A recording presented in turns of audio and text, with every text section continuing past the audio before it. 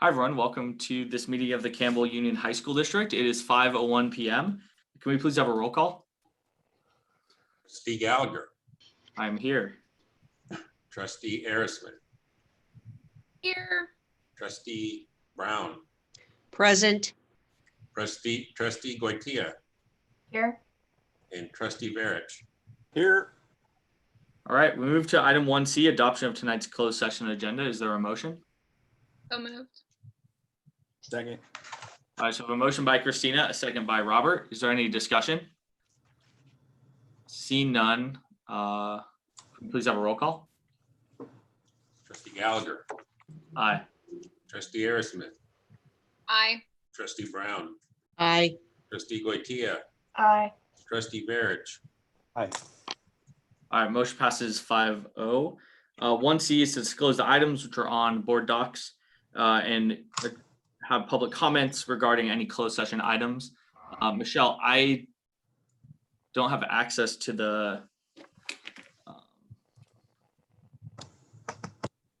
I have access to it. I just don't have it pulled up. Are there any blue cards for this for closed session items? No, there are not. Okay, great. Thank you.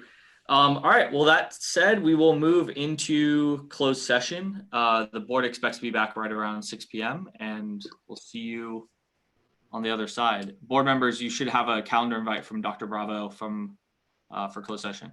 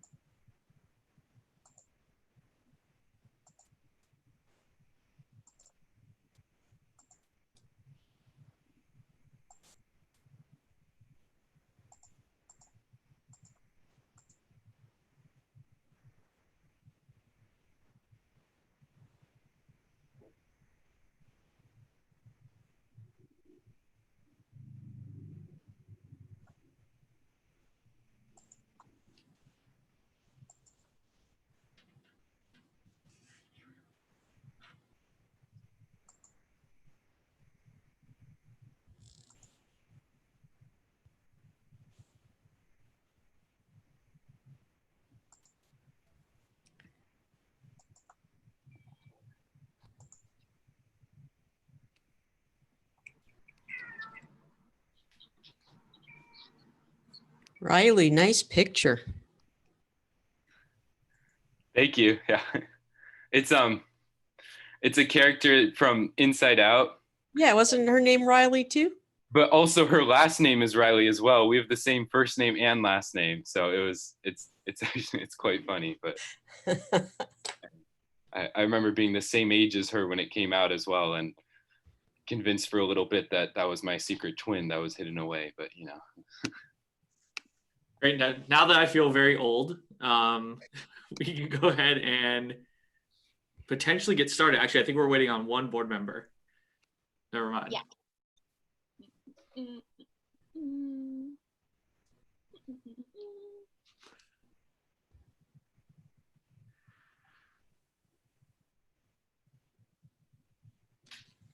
I knew I was unmuted.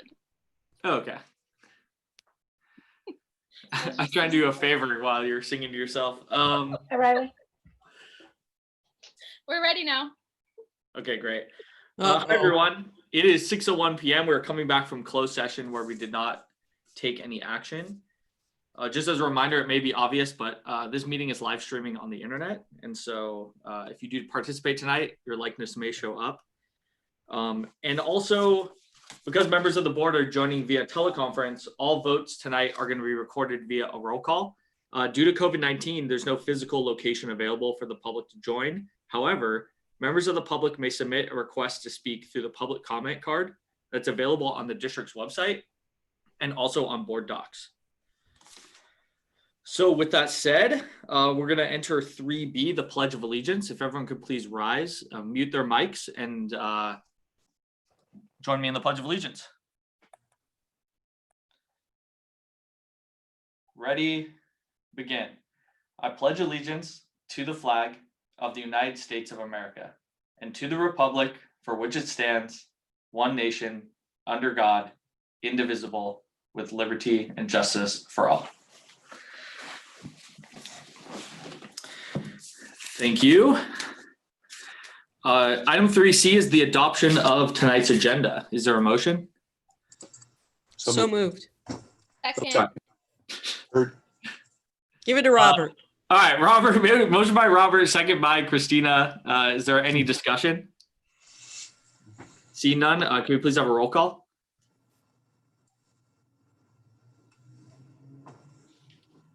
Trustee Gallagher, Aye. trustee Aerosmith, Aye. trustee Brown, Aye. trustee Goitia, Aye. trustee Verich. Aye. All right, with a 5-0 vote, we have an agenda. Item 4A on that agenda is our student board member reports. So when y'all are ready, take it away. Yeah, so we're back with the school updates now. The school has started. So I'll be doing Branham, Del Mar, and Westmont, and Riley will be doing the other 3 schools in our district. So I'll start off with Branham. So the seniors, so we have it structured events, what's working, what's not working, to hopefully give you a little bit of feedback, as well as let you know what's going on. So for events at Branham, the seniors organized a social distance sunrise, and we will be having a social distance chalk your parking spot. So that will be happening, I believe, next week. Then on the first day of school, you had to wear spirit wear, and every class got assigned a color. Clubs are preparing to start weekly or bi-weekly Zoom meetings, and signups are happening through Notion. The College and Career Center partnered up with the Branham Alumni Association, so they're going to be bringing seminars to students about college. And they have started a Branham Student Senate to bridge the gap between ASB and the student body. So what's been working at Branham, Canvas has been really convenient to use. The teachers have been pretty lenient with technology issues, and the welcome, like the first day where there was a bunch of workshops, were really informative for the students. What's not working, some teachers have really unrealistic expectations about online school, and they jumped into new content without really setting up the students for success. The counselors are not readily available, and they don't know how to contact the counselors. Some Zoom links don't work, and some things with technology happen, and that causes tardiness. So some students really just get a lot of anxiety since tardies have been kind of inconsistent with every class. So some teachers have been doing it. If you're a minute late, you're still marked tardy, but that's been really stressful for students. And the power outages have been heavily affecting some students' ability to attend classes. At Del Mar, in terms of events, so the students have been scheduled to pick up their textbooks and any other resources that they need. Del Mar's principal, Mr. Lopez, and the activities director, Ms. Shrembury, has been hosting Q&A Zoom webinars to discuss reopening or school being online with parents and students. ASB has given students activities to complete via Instagram, like TikToks, surveys, would you rather questions, and they're going to start weekly announcements of what's the good news, which they'll show during advisory, and they've also designed new merch. So what's been working? That teachers have been active and available to address student concerns and questions. And the Student Resource Center has been really helpful, where they can contact any admin or anyone in student services. Yeah, and then Del Mar has been really good at ensuring that all the students are given the resources that they need. So teachers have been offering notebooks and other resources to pick up by appointment. So what's not working, it's difficult to have central communication platforms with all the teachers. There's been some using School Loop, while some are using Remind, while others are using Google Classroom. So the teachers there aren't using Canvas. The STEM students are confused by the class schedule. And it's the same thing mentioned at Branham about being marked late because of technology issues, there being more consistency in there. Yeah, so this week, due to the blackouts, it was said that they would record the classes, but that hasn't really been communicated to the students. And so they don't really know where to find the classes in case their school, in case they didn't have internet that day. And then at Westmont, there was an online freshman orientation held on August 6th by the Life Crew members. And so they had breakout rooms and they explained the general high school experience, and they helped them out with their schedules and told them about the clubs. There is going to be an online club fair on August 29th, where every club's board members will be creating videos and posters to advertise their clubs. ASB is holding various lunchtime after school activities like Netflix movie night and backing social. There was a virtual rally during lunch on August 12th on Zoom. And so ASB made fun challenges. And they also showed a video of the cheer team performance. And the first issue of their newspaper, The Shield, is released online. So what's been working, teachers have actively been hosting Q&A sessions and tutorials. The discussion section on Canvas has been really helpful, where students can post their questions, and the teachers have been using breakout rooms, which has been allowing for a lot of collaboration. The students have been really respectful and polite and patient with one another, and student attendance has also increased, or that's how they feel at Westmont. And the 2 slots of tutorial each day has been great, since students can coordinate when they want to meet with their teacher. So what's not been working, there's a lot of teachers still learning how to use Canvas. So that's just been a little bit of a learning curve for everyone. Some of these school provided Chromebooks don't have microphone and video functions, so it's been hard to come to class or really participate in class, since some of them have been having technology issues. Some have been saying that Aries and Canvas hasn't been integrated well together, so it's been kind of hard for the teachers and for the students as well. And so some students are also having difficulty submitting pictures or scanning their work due to limited access, like printers and scanners. It has been hard for the students to focus since there has been a lot of long hours being spent behind the screen. And there has been no additional information about the slots available for talking with the counselors. Yeah, and I had the other three schools from our district. So I had Boynton, I had Lee, and then I had Prospect. Boynton's updates actually came from one of the secretaries in the office. So for events, they had a virtual orientation on the first day. They have over 60 new students from across the 5 schools this year. For what's working, the students are able to get quick access to Chromebooks and hotspots when needed. They have equipment that is available and they have been able to get them out quickly. Teachers have also been available to respond to any emails or answer any questions very quickly in the first few days. What's not working is there's so many new things at once with being all virtual. There are a lot of different platforms and a lot of different norms that people are getting used to. They have had trouble with Zoom links and internet connection and a few problems with turning in assignments and new ways of doing so. There's also been the problem, of course, of lack of being face-to-face is hurting the teachers as well as the students. For Lee High School, for events, they had the August 12th was their first day of school like everyone else. And ASB made a welcome back video, which was sent out to the student body. On the 19th, they had book lab equipment pickup in the parking lot. Throughout the month, ASB class officers are conducting voting contests for the class t-shirts. We usually have a different color per grade, and then someone votes. The winning vote, whoever gets the most votes is the winning t-shirt. On August 26th, they're doing for Women's Equality Day, educational materials being made by the He for She Club, sent out to the student body over email, and they're doing a couple other events. The clubs are starting to plan out a remote semester, remote volunteering projects, virtual club meetings, preparing for remote/virtual Olympiads and competitions in the spring. Link Crew orientation was also held before school, and that was in person like some of the other schools had. Teachers are really patient about technological, that's in the wrong section. Clubs are adopting well to this new remote format and trying to shift their whole idea of, hey, we're planning this full year of not doing a lot of these in-person events and trying to push back what they can to spring. The ASB class is also doing Instagram Live 3 times a week, starting the first Monday in September, along with student voice check-ins, which I believe are on the Wednesdays, I'm not positive, but to try and get some face-to-face contact with fellow students. What's working, the mainstream Canvas platform is incredibly helpful to organize all important info in a single dashboard. Coming back to school physically for supplies such as Chromebooks, textbooks, and lab items have been well organized, and there have not been any significant problems.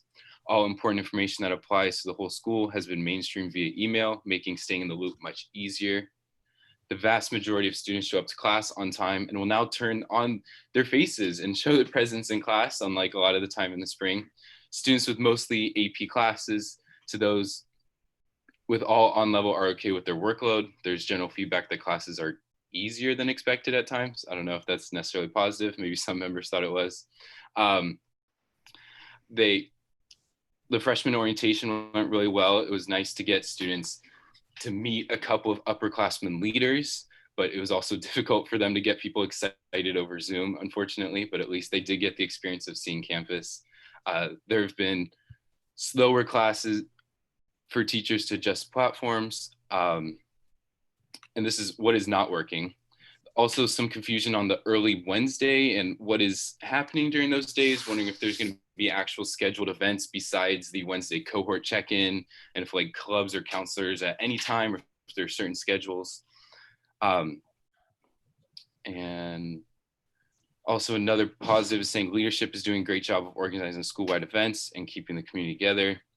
Another negative is that Lee is lacking a presence as a whole and a primarily social platform to replace in-person events. Again, it is tough in the first week, and I think people are adjusting. Teachers also have different strategies on Canvas that can make finding sources inconvenient. There are many different tabs, which can be very helpful, but also people don't know when to go to certain tabs or have it all organized in one place, which can be a little confusing. School-owned Chromebooks have poor connectivity and Zoom calls and slow processing on all platforms. Many students that are having to rely on these Chromebooks are not able or preferring their own computers instead just because they work a lot better.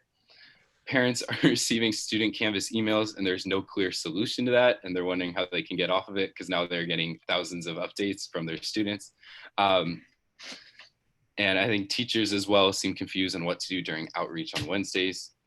Students also want the option to change their background in Zoom calls, which you cannot do on the Chromebooks. And another one is that students want their CASI counselors back, which apparently we do not have so far. So And then for Prospect High School, some of the events is we had the textbook pickup happen during this week. Freshmen just went today, but it was able to get all the supplies out there along with some video production cameras, some art equipment, and all the books needed. They also shifted to in the parking lot today and yesterday due to the poor air quality. On the first day of class, we had a variety of workshops with the grades, especially freshmen got to see what school is like and some of the different activities and events we'll be holding throughout the year. ASB is planning Spirit Day events for a virtual back to school week at the end of August. They're also working on a virtual Club Rush week after that back to school week. So freshmen, anyone interested can sign up for clubs, most of which are still continuing this year. We did not have a huge drop off in clubs from being virtual. We're also brainstorming new ways to have a virtual Fall Spirit Week in place of homecoming events we have lost, because we now realize there will almost guaranteed be no dance, no game, and no in-person events. Link Crew leaders have been helpful because they gave their contacts out to freshmen that were in their group. So if they needed it, now they have someone they can contact for any questions or concerns. We are starting our college visits. They're still happening virtually through Zoom starting, I believe, in September, so in about 2 weeks.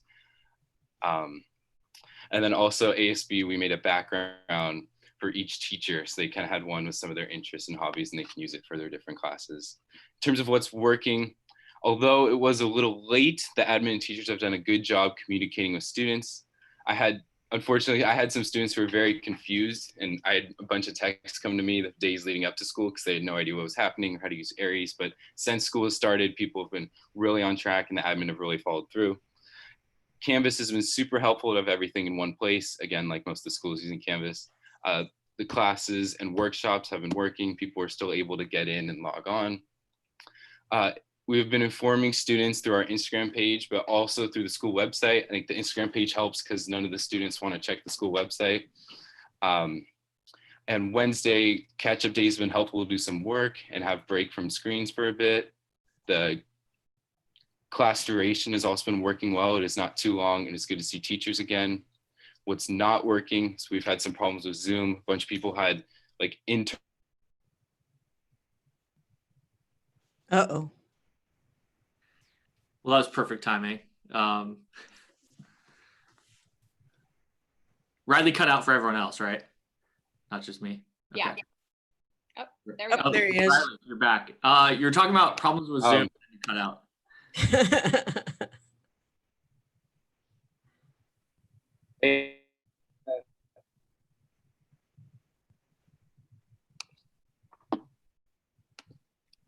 There you are.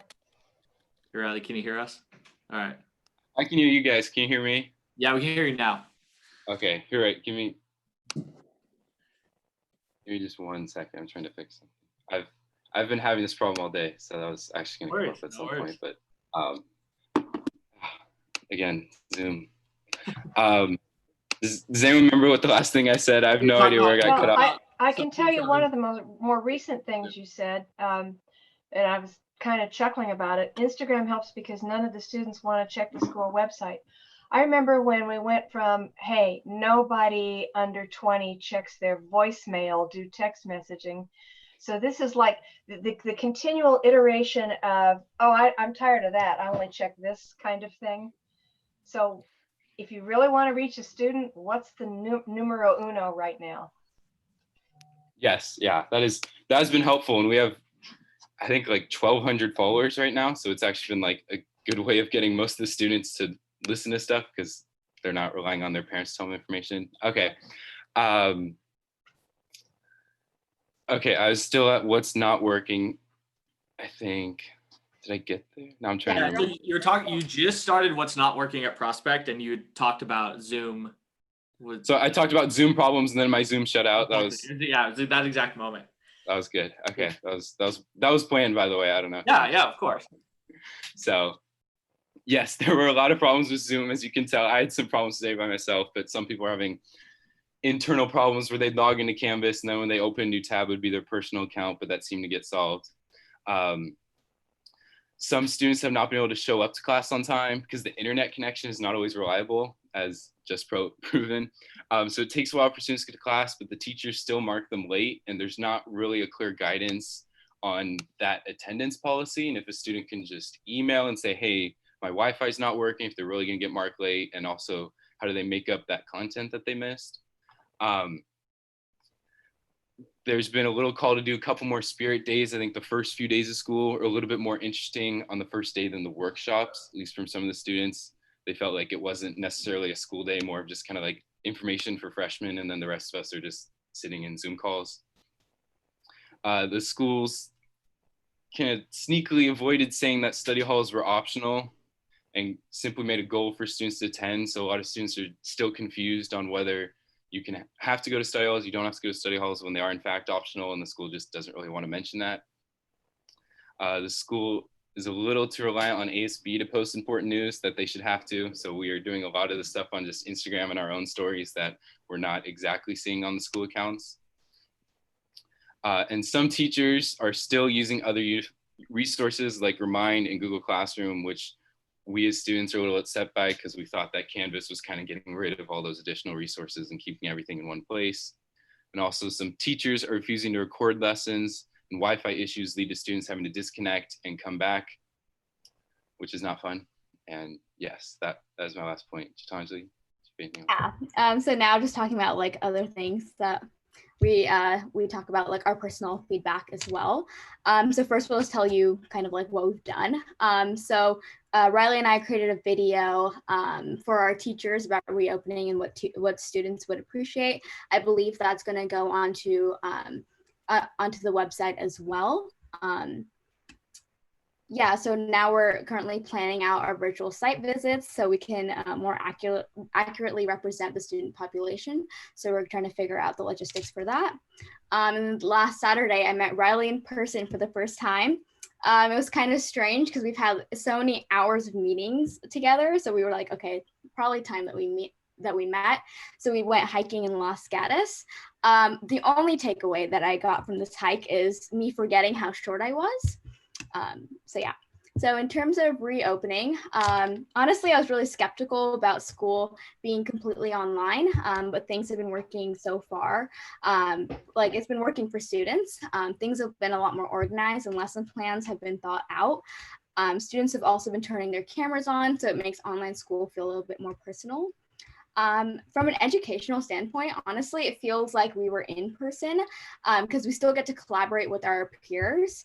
But from a social standpoint, I know that ASB has been putting together a lot of events, so I'm excited, but still not the senior year experience that I had been dreaming of for the first 3 years of high school.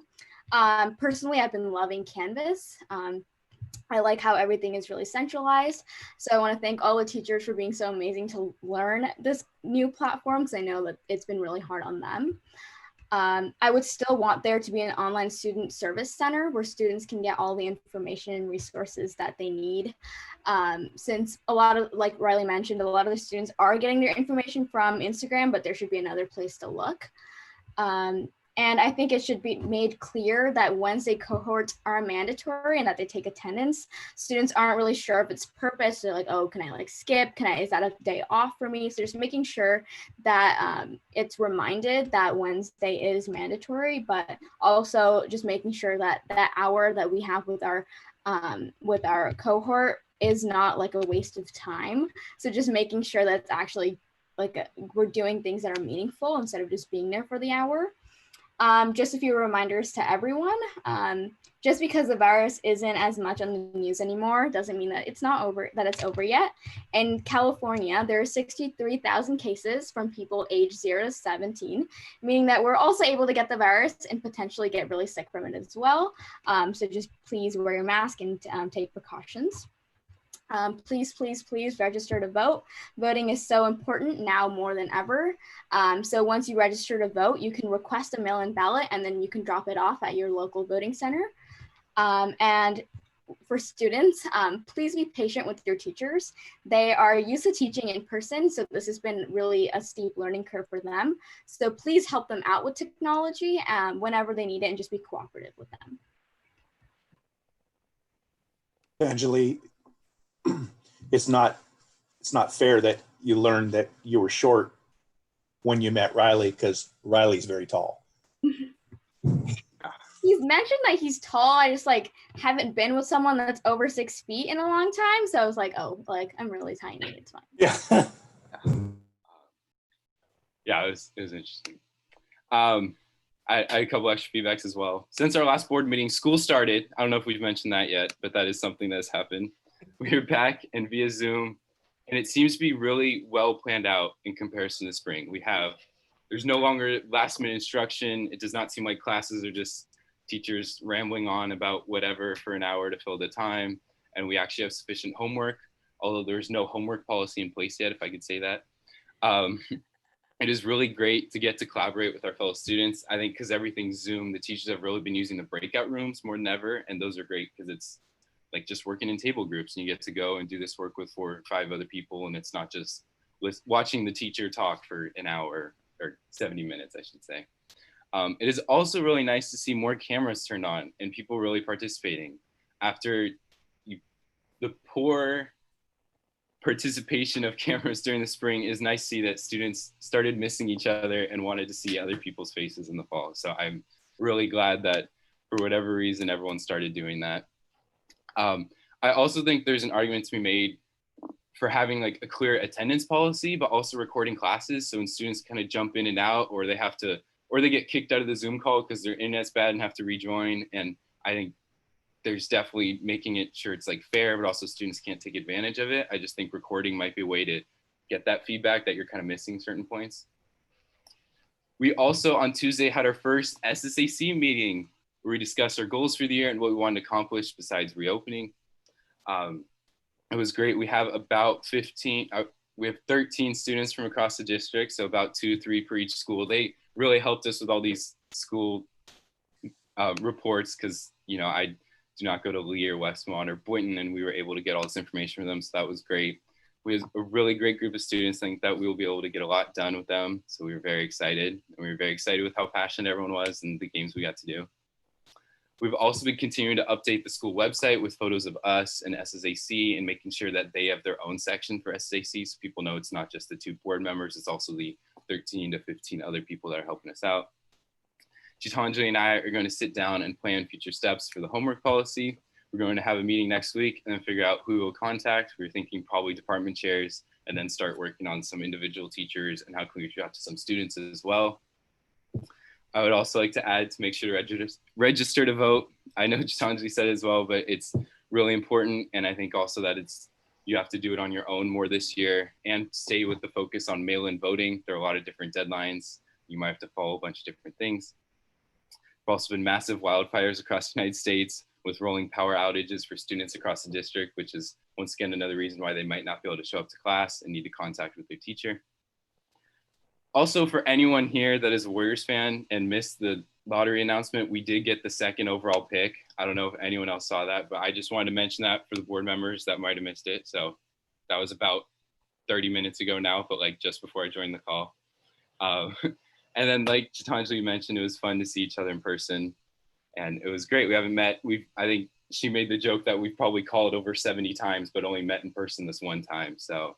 And we also realized that Los Gatos people have yet to grasp the idea of masks. I guess that just hasn't really gotten to them yet. Maybe at some point it'll transfer over. And the 15-inch height difference between the 2 of us was very different from what this Zoom screen shows. So, and I would also like to say, I said at the end of last meeting, but just wear a mask, stay apart, and stay outside. So that's it. What a great update. Board members, Riley? do you have?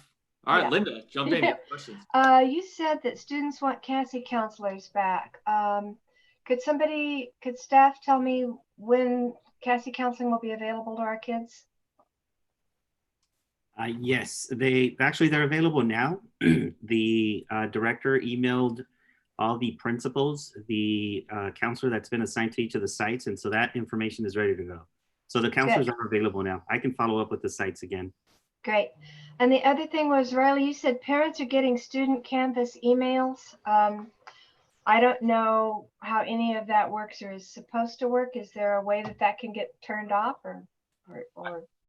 I think so. There's been some confusion by certain parents, but what I think happened is when in the spring when we went virtual, I know they added like more platforms for parents to stay involved, and there's like remind a couple other things. And so I've just heard some parents are like, all of a sudden I'm getting so many updates every day from like all the Canvas. I'm sure someone has a better answer than me. Yeah, my mom actually unsubscribed because she was getting really annoyed. So there is a way for you to unsubscribe, since they do get all the notifications from on Canvas that we do, and I think that's too many notifications for them.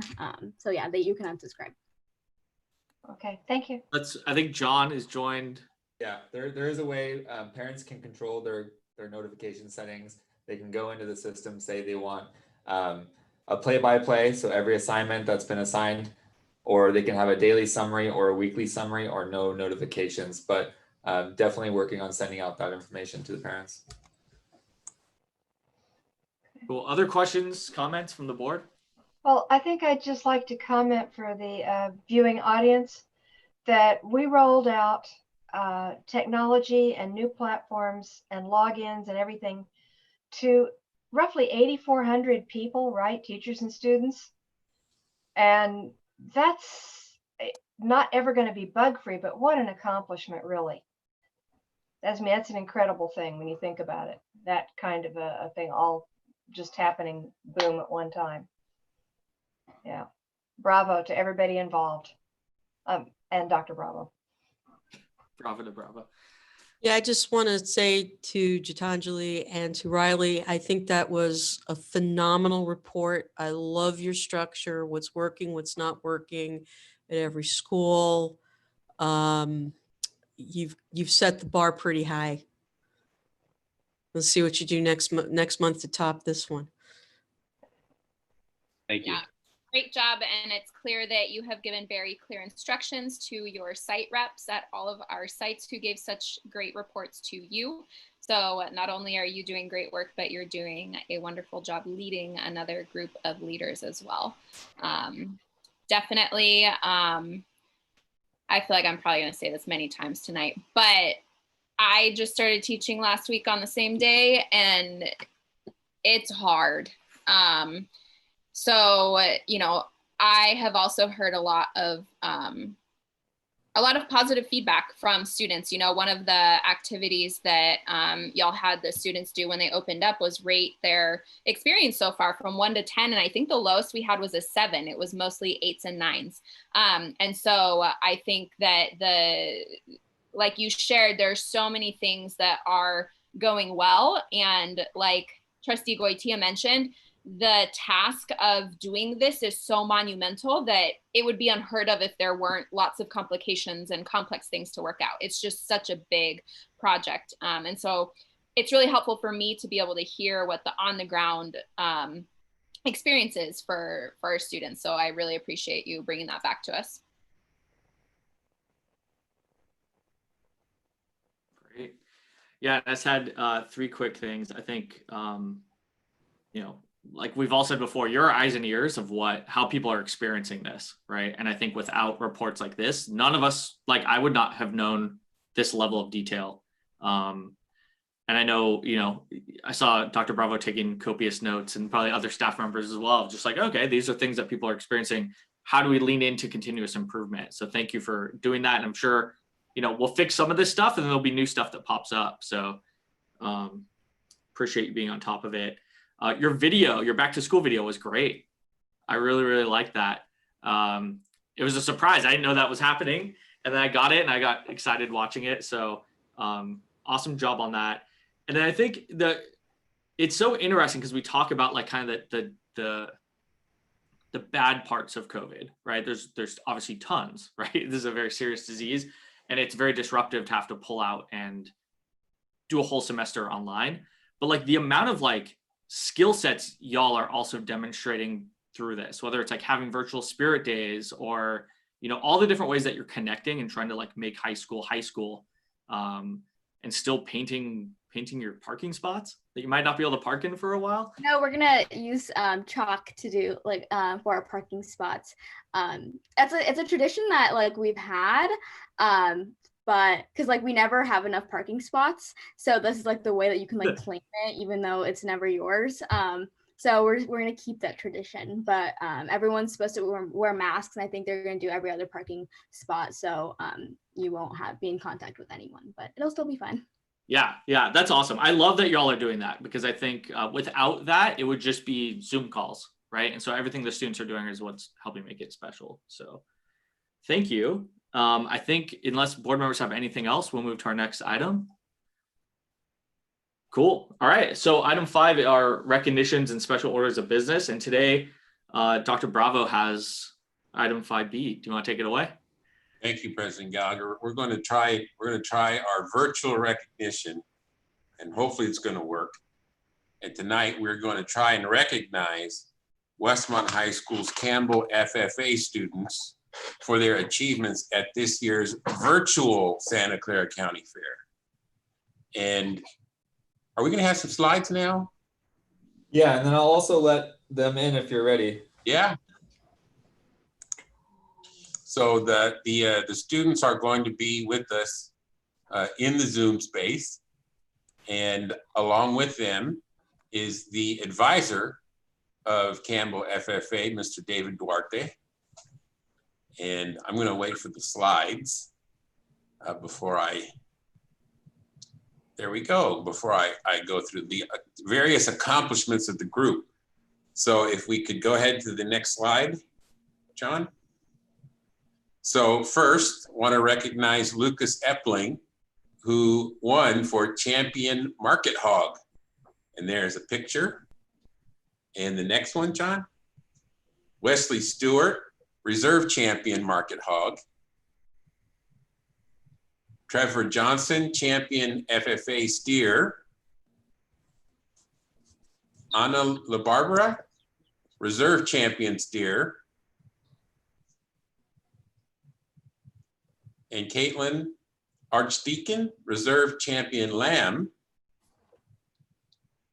And in addition to those students who were winners, we also wanted to congratulate other FFA students who competed: Isabella Bernston, Sarah Nielsen, Mason McCaskill, Madeline Weber, Isabella Weber, Lindsay Meeks, Seth Binns, Carly Love, Maya Bomberley, Aiden Stillwill, Andrew Oswald, and John Jack Garahan.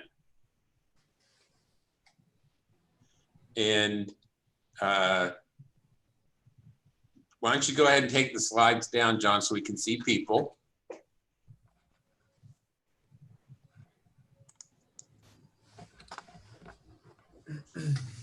And is Mr. Duarte, if you want to say any words. I really just want to thank you guys for all the support that you guys offered the kids. This was a little glimpse of normalcy for them. And so I just really appreciate the fact of them being able to finish out their year through doing this. So it just made it a lot more of what they're used to. And I have a lot of seniors that were, that this was their last fair, and they've done it maybe for 4 years previously. And so this is their culmination of their project. And some of these projects started as early as October or September earlier in the year. So they've had this for a long time. They put a lot of time in. So I just really appreciate the fact of you guys allowing that to happen. And thank you, Mr. Duarte, because I know it's not easy to keep that program going with all the things going on. Mr. Duarte, as a Kansas farm girl, I do appreciate a nice pig, but I have never seen the socks like that on a sheep. What is that called? Must have a name. Well, the trend is to have them as full as possible now, and it's called shag. Shag. Of Yeah. course it is. Thank you. Yep.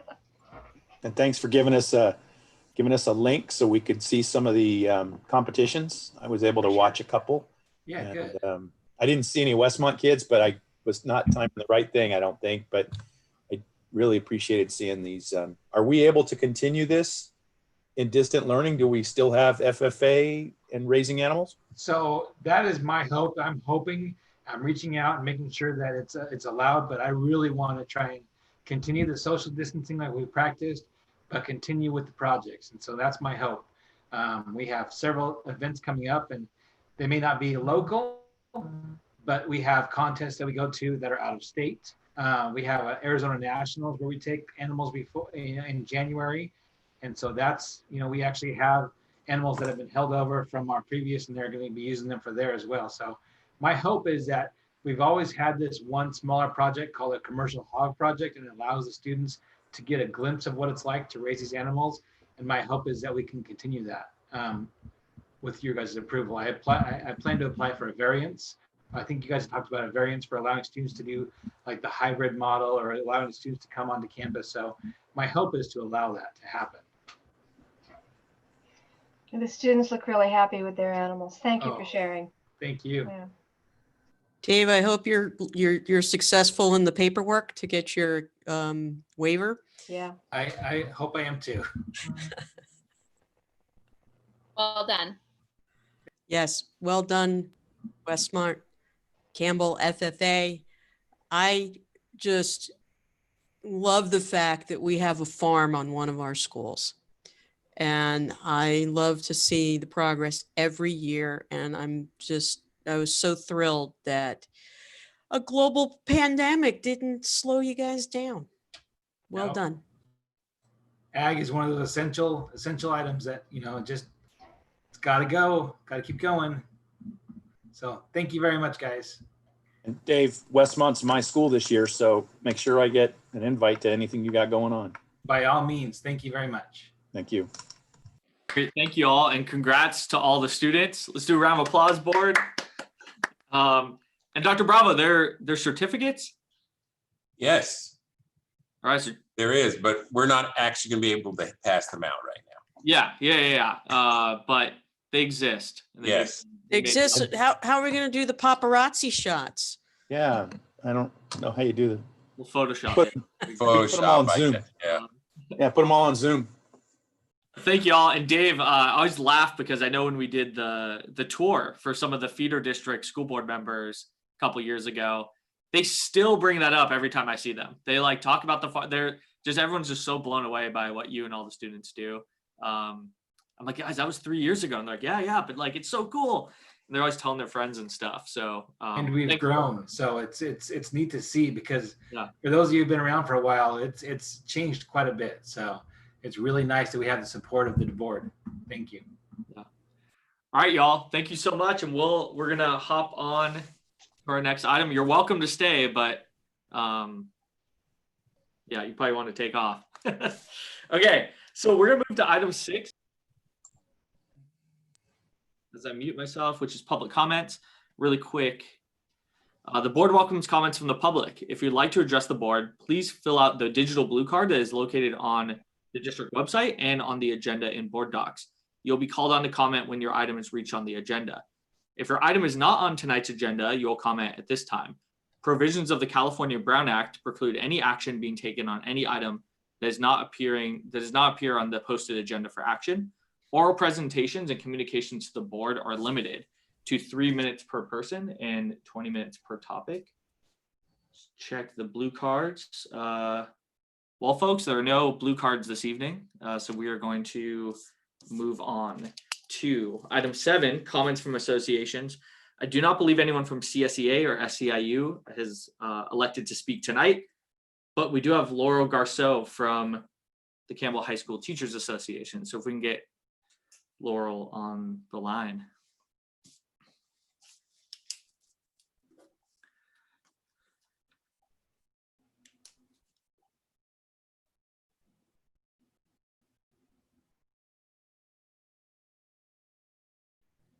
All right, Kaylin, we're ready. All right. Hey, Laurel, you're on with the board, staff, live on the internet. And when you're ready, take it away. Hi there. Okay. Hi, everybody. This is Laurel Garceau, Exec Board Secretary and French teacher at Branham High School. Good evening to all of you. Our thoughts tonight are with all of those who are affected by the CZU Lightning Complex fire, and especially our colleagues in CUHSD who have had to evacuate their homes. We know that those who are in proximity to the evacuation zones and those who are in the warning zones are on edge and worried as well. Many of our teachers are continuing to serve students through distance learning, even as they face the additional stress this fire has wrought. We have heard positives about the beginning of the year, including many more students turning on their cameras, and attendance in classes appears strong. At the same time, teachers are expressing concerns about the absence of some of our most vulnerable students, including our students who are learning English. We urge the board to ensure that the additional learning loss mitigation funds will result in concrete, timely, and effective support for these students. The issue teachers have been most concerned about is the rollout of the LMS Canvas. To be frank, the professional development for teachers has been less than adequate and has fallen on the shoulders of teachers at each site. Technology access has also been inconsistent. Some teachers have taken to using donors' choose to get site licenses for technology platforms or materials for teaching. In fact, I believe one of our teachers' requests was actually funded by a trustee. Thank you, you know who you are. But CUHSD does not believe that teachers should have to put their needs up on donors' choose. On tonight's agenda, there are consent items for Padlet at Del Mar, Pear Deck at Branham, and last month you approved a site license for Edpuzzle at a site. These platforms should be universally available at all of our sites. We have little in the way of coordination of technology access, although the issue was brought to the attention of district leadership more than a month ago. We recognize that the stress level on all of us is incredibly high. Teachers are doing what they always do. They make do, they figure it out, they serve their students. However, there is a breaking point for everyone. The job of the board and of district leadership is to make sure that teachers don't break, because when teachers break, students suffer. Thank you. Thank you, Laurel. All right, and that will take us on to item 8, the superintendent's report. Well, you got a pretty thorough report from the student board members. But I just want to, like Trustee Aerosmith did, I just want to recognize them for their leadership with my advisory group, which had its first meeting on Tuesday. And as you heard, the student board members kicked it off by asking the group, 1 to 10, scale of 1 to 10, how's school been? And that was probably one of my greatest moments this week of anticipation, like, what are they going to say? And yeah, there were some 7s in there, there were some 8s, there were some 9s and 10s, and so there's definitely things to work on. There's definitely things to work out, but I appreciate how much they had recognition to their teachers about how much their teachers have done and are doing to make the experience as good as possible. And so I really appreciated hearing that perspective. I'm going to have more details later with my report about COVID, about the educational program. But right now, I do want to focus my comments more on those staff that we know are being affected right now by the wildfires in the area. And in particular, it seems we have about 47 staff members who are in areas now where they have had to evacuate or may have to do so soon. So, we're sending our thoughts out to those folks. And if there's anything that the district can do to support them at this time, that's what we want to do. And so this has not been an easy start of the school year for sure, for anyone. Shortly, the second day of school, I think, or the third day of school, blackouts, heat, and then wildfire on top. And as Ms. Garceau pointed out, despite these challenges, and especially those facing teachers that might live in the fire zones, the vast majority of them are still teaching. And so I have nothing but thanks for the efforts of staff. And I will talk more again about the instructional program in my COVID report. Great, thank you, Bob. That's going to take us to item 9B, the Measure AA bond construction update. Just a reminder, 15 minutes for presentation. I'll have the timer here, and then we'll open up to board questions. Sure. Nathan Thome, the bond program director, and Eric Wassinger, the executive director of facilities, is also on. And we are just about to go into our fall semester of construction, which is very unusual for us as well. We're very busy, where usually we would not be. So this is actually a good opportunity to take advantage of a less fortunate situation, for at least for the bond and construction. Next slide, please.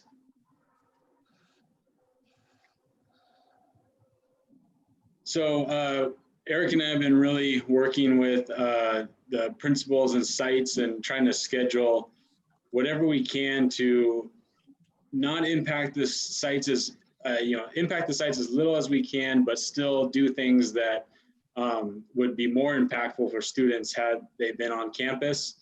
That involves a lot of demolition, access to buildings that would be more impactful if students were there. A lot of projects that we usually would do in summers, we could kickstart to do in this fall, that have a project duration of about 4 to 5 months. So some of those opportunities that we're trying to take advantage of are completing all of Westmont's seismic retrofit this fall. That's 8 buildings that we have to do seismic retrofit on. We actually just got all our bids back today, and they came back really good pricing, really competitive. In the past, we would have probably gotten about 2 or 3 bids for these projects. We had anywhere from 5 to 8 for this. So it's very competitive right now, and which is beneficial for us. If we do this seismic retrofit, the other thing that allows us to do is we would not have to do any interim housing at Westmont, which right now in our budget, we have about $2 million set aside for that. So this is a big one. This is an important one. So we're gonna really try to focus a lot of effort on Westmont.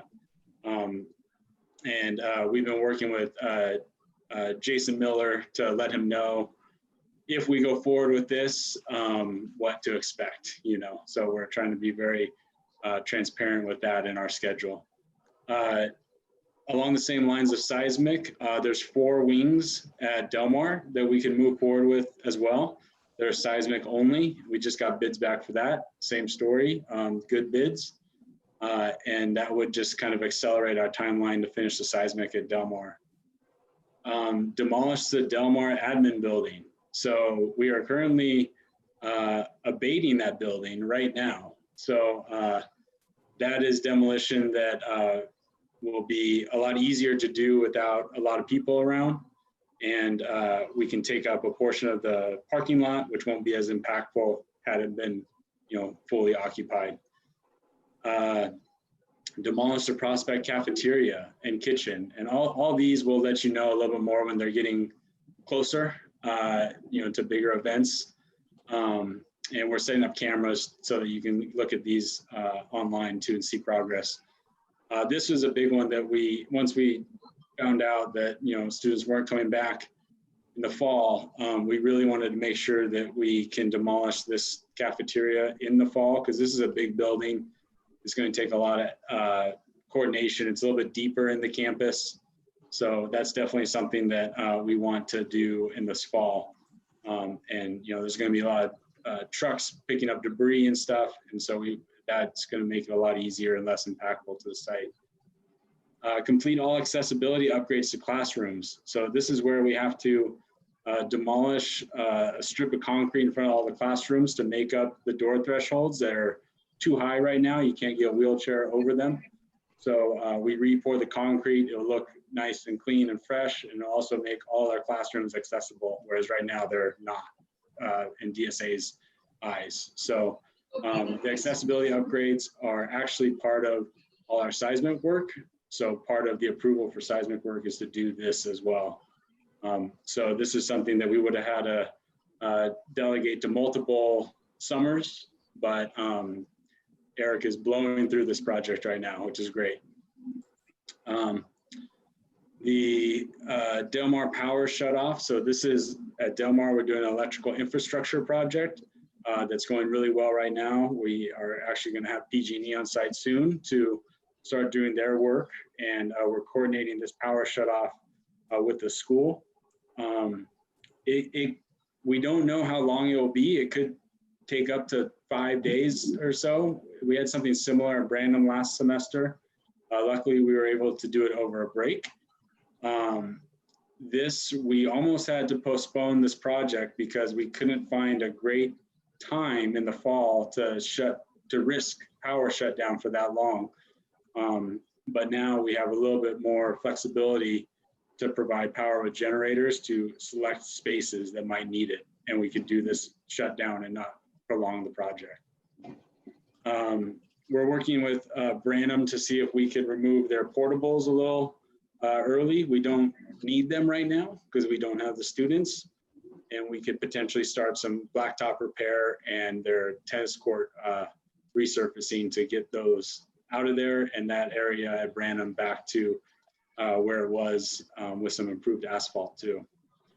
And then same thing with Lee and Branham, like I said, to do asphalt repair, which is just easier with less people around, less foot traffic. So we're trying to be really proactive, bid out a lot of projects, and it's definitely keeping us busy this fall. Next slide, and Eric will take you through some of our current projects. Good evening, board. Eric Wasserman, the Executive Director of Facilities. This is the new ADA ramp that we had to install at Westmont. This is coming off the back of the science building.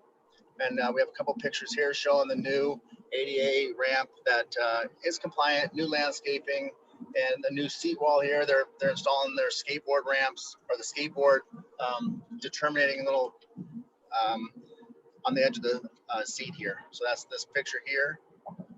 Next slide, please.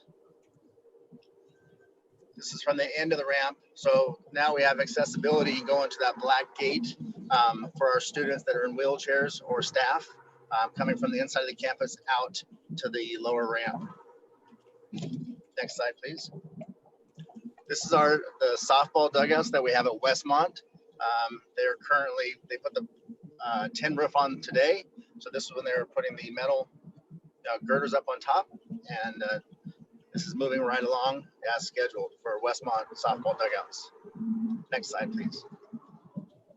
Good news, this is our last pool. This is the Prospect pool, and you can see that it's got the 2 islands in there as we designed this pool. It's a little bit different than the other ones, but it's coming right along. We are getting ready to put rebar down next week for the decking, and then we'll start pouring the decking around the perimeter. So this pool is finishing up rather nice, and we had no major hiccups like we had some of the other sites. So Prospect's going very well right now.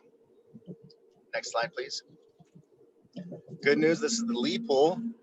We had a great 2-hour training today on this Colorado scoreboard system that's on that far wall that you can see there. I'm not being a competitive swimmer. I don't know all the details of the swimming and the timing mechanisms and everything, but we had a crew out there today, about 9 people getting trained from the district staff, from the plant manager to the athletic director, and everybody learning how to use the system. We being on facilities team, Bridget, had videotaped the entire training, so we have it on our line and in our library, so that all of our coaches, staff, all of our athletic directors for the next 2, 10, 15 years can always look back to see how it operates. But Colorado Systems came out and did a great training today, and we have another one at Prospect in about 6-7 weeks when their pool's ready. But this pool is up and running. They are the 28th. We plan on doing a training for all the mechanical equipment that you're familiar with the other pools. And so on the 28th, we'll have our site staff at Lee trained and ready to go for this pool. So Lee pool's moving right along. Next slide. EV car charging stations. This is a hot topic right now through all the district. This is the Westmont location where we have them installed. We're just getting the power turned on right now. So most of the sites have the equipment installed, have the construction done, and they're just doing the final setup and testing and then getting them turned on. The last site that we have that we're going to start in a couple of weeks is going to be Del Mar and Case. Next slide, please. So this is the electrical infrastructure out in front of Del Mar. So as you know, we had to add a power to Del Mar because of the new buildings. And so we took this project away from the general contractor who was doing the admin building and the library project. They had it on their budget for $1.3 million. And this is a project that Nathan and I felt we could do cheaper because of the bidding opportunities. And so we went out to bid and had your approval last board meeting for this. And we saved about $500,000 on this single project because we took it away from the big contract. So it's good. This is complete now. This is showing you the conduits coming out of the ground. We have PG&E that needs to do their part of it, but this project's going very well. And like I said, it's about $500,000 less than it was going to be. So thank you for that. Next slide, please. Good news, this is at Del Mar. So we have the temporary admin set up on the left-hand side. You can see the new entry sign. This is a temporary one. We have a new sign being made out of wood that's going to be there because it's going to be a 18-month project. So I want a nice sign out there for the duration. This is the interior of the old student services. And so we have some desks brought in there, and this is where the new, where Larry and Linda and the staff will have their seating and all set up for their admin office. So the front gate has a new temporary fence put up that walks all your students and parents, anybody that wants to come on campus. They have one point of entry. They come in the front. It walks right into this desk that you see. And then once they're approved and they come on property, they can go out that back door there. So we have one central point of entrance for the Del Mar project while we're doing their admin over the next 18 months. Next slide, please. This is what Nathan's talking about, a little demolition. So each walkway we have been, as you've been seeing at the board docs information, the thresholds at all the campuses were within a ½ inch to 1 inch off code. And about 10 years ago, DSA allowed a little rubber ramp, a little plastic ramp to be installed there. That's no longer legal. And because we're doing seismic to these buildings, because we are touching these buildings and modernizing them, we have to correct the ADA.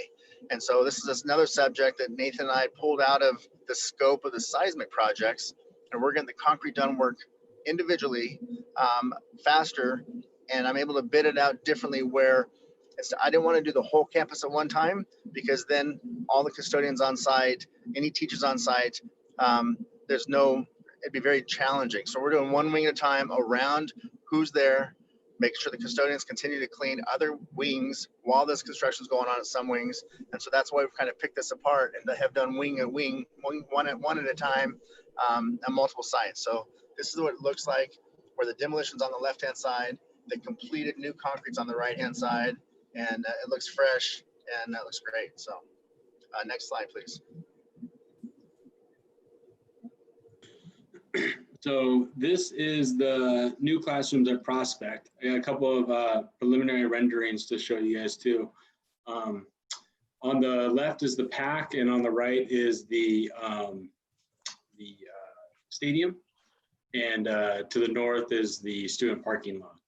So we have 2 wings, an upper wing and a north wing and the south wing. South wing is going to be 3 science classrooms and some standard classrooms. The north wing is going to be standard classrooms, restrooms, and a maker space. So we wanted them to start taking a look at some really kind of organic landscape to go into this space. So this middle kind of rectilinear slice is where we have to drive a fire truck down. So that has to stay straight, but everything else is taking on a little bit more of a organic shape, kind of inspired by having science in those wings a little bit.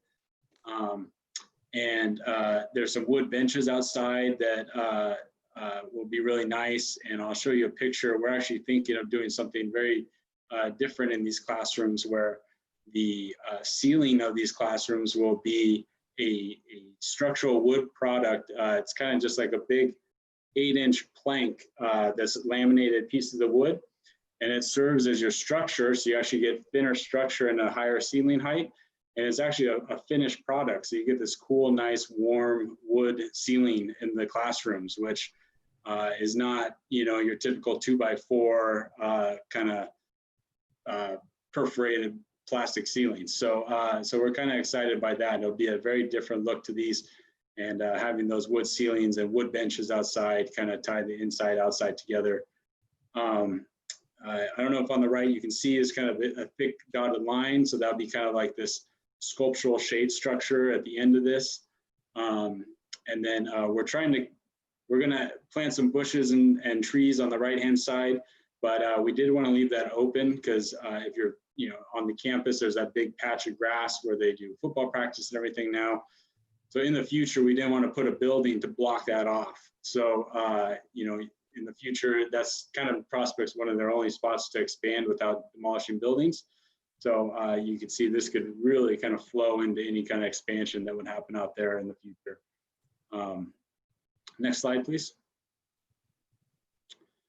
So these are 3 science classrooms. So they're going to be this slanted shed roof, trying to take some of the materiality from the student union that we're putting on the other side of campus. So you kind of have these 2 end caps to the campus now. This landscape is going to be more like the sketch I showed you, not like what's shown here. These ceilings are going to be at their highest point. They're almost 19 feet tall. So they're going to be really tall, and even the standard classrooms, I think, are approaching 11 to 11 and a half feet tall. So the classrooms are actually more of a square shape. So we've been in some classrooms like this that are a little bit more square than rectangular, and with the tall ceilings, it's quite a unique feeling. It feels very spacious, and we're kind of curious because we've heard a lot of good feedback with teachers and more of a square classroom versus a long kind of portable sized classroom. So a little bit different layouts at Prospect, which we're excited to do. Next slide, please. This is the maker space out in front with just some, kind of typical elevation on the north side against the existing parking lot. And then up in the top left corner, you can see that cross-laminated timber ceiling that I was talking about. So that actually is all your structure for your ceiling. It can span, I think, about like 20 to 30 feet. It's pretty impressive stuff. So, so we're excited about that. Next slide. So that is it. Like we said, we have, I just got a couple new renderings that I can share with you next time for the Del Mar admin. Nothing's changed drastically, but just some updates on that. And also some renderings for the Boynton multi-purpose room, which looks really nice and has a big slanted roof that we can start showing now too. So we got some new imagery to look forward to next meeting as well. I just got them today, so I couldn't fit them in today. So thank you. All right, questions? Thank you for the for pulling off some projects and saving us some money. Are we getting a lot of competition for our bids because other construction projects can't go and we can because we're a school? I think that's part of it. I definitely think that's part of it. We're also trying to advertise a little bit more too. We were doing Campbell Express, but they kind of, we couldn't get a lot of communication. So these most recent bids, we've been going through the Mercury, and I think some of our outreach has been a little bit better too. So I think it's a little bit of a combination of things.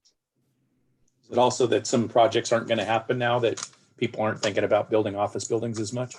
Yeah, definitely school work is a little bit more of a prime business than previously. Very nice, saving us $500,000 on that one electrical bit. That's great. Thank you. Everything's beautiful.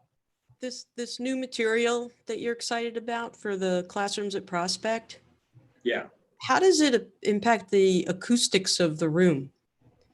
Usually you can get some acoustic stuff out of those old, well, maybe some of the newer ceiling tiles and stuff like that. Yeah, the acoustic tiles that you put in, yeah, they are acoustic ceiling. I wouldn't say it does a ton, but if we install this and it's not quite what we want, we could put up acoustic panels like we did in the Del Mar music room, either on the side of the walls, or we could put some up on the ceiling, but I hate to cover up the material. So we might do it something on in the wall to absorb the sound. Okay. And then I'm happy to see the charging stations going in. What are we charging to charge? Eric, do you know more about that? I'm not too familiar with that. I think we had a report on it a while back. Maybe it's something we could pull and send back around to the board. Unless anyone knows the number off the top of their head. Barry? I don't know the number off the top of my head. There's two rates. One is for employees. If you work in the district, you get a rate that's very competitive, maybe lower than you can get otherwise. And we also want to make it convenient for members of the community, and it'll be pretty much market rate, and the district might make a bit of income off of those charging stations. So it's twofold. And we'll get you the actual numbers. It hasn't quite been developed yet because they're not live. Okay, and we know in calculated, well, never mind. I'll wait for that. Never mind. Okay. It'll be coming. Okay. All right, anything else from the board? All right, thank you all for staying vigilant during making a really bad situation one that ends up saving our program, our taxpayers, millions of dollars. So thank you for being on top of it. I know we all really appreciate it. And we are going to move on to item 10. Item 10 is our consent calendar. So let me read this really quick. Action on all consent calendar items will be acted upon in one motion with no discussion prior to the board vote, unless a board member or the superintendent requests that any such item be removed from the consent calendar for discussion by trustees or any interested party. Each consent item approved by the board shall be deemed to have been considered in full and adopted as recommended. Does anyone want to pull any items from tonight's consent calendar? I'd like to pull 13E as an echo. Okay, oh, that was mine. Anyone else have anything from the consent calendar? Move to approve with pulling 13E. Second. All right, so a motion by Robert, a second by Christina. Is there any discussion on the motion? Seeing none, may we please have a roll call vote, Bob? Trustee Gallagher. Aye. Harris Smith. Aye. Trustee Brown. Aye. Trustee Goitia. Aye. Trustee Verich. Aye. All right, passes 5-0. 13E is approved 2020-2021 MOU with the San Jose Police Department. Dr. Bravo? This particular item is something that we usually would approve. And what it does is it governs, or it sort of governs, or makes clear the understanding of what the relationship is between San Jose police officers and site administration should officers come to campus. So while we are not paying for or staffing with school service officers or school resource officers, SROs this year, this particular memorandum of understanding doesn't just address that. It would address what site administrators can expect in terms of service from police officers who may come onto campus just in response to a call. And specifically, what it strives to do is to make it very clear that police officers will not take action in anything that is not actually a violation of penal code. and to make it very clear that there's a difference between school level discipline and matters of law. So this does not come with any costs and is not a commitment to any level of SRO staffing. What would be true if we did not approve it?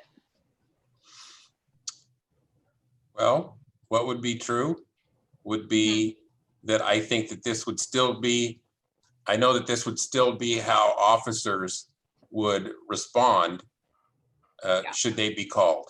They're still going to be governed by the directive of the chief around what matters are police matters and which are school matters. And is this the same language that was crafted in the joint MOU from, was it last year? Yes. With school districts? Okay. So I just want to make sure that we were clear on that this is governing expectations should there be police on campus or coming to an event, and not that we were pursuing a contract. Yes, that is the case. Okay. So I guess I'm wondering why we need to have an MOU with our police department to govern expectations, as Trustee Arrowsmith said. We needed an MOU with the police department to establish those expectations when we had SROs, and we funded SROs.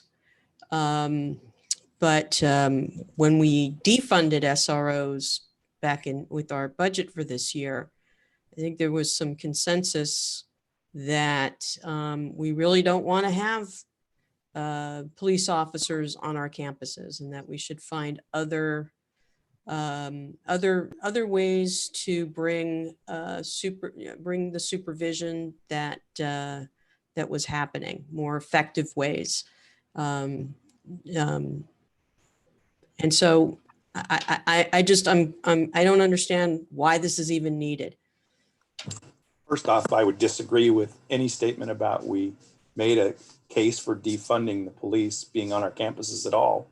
It was a total budget decision. We made a budget decision. This didn't come up at all.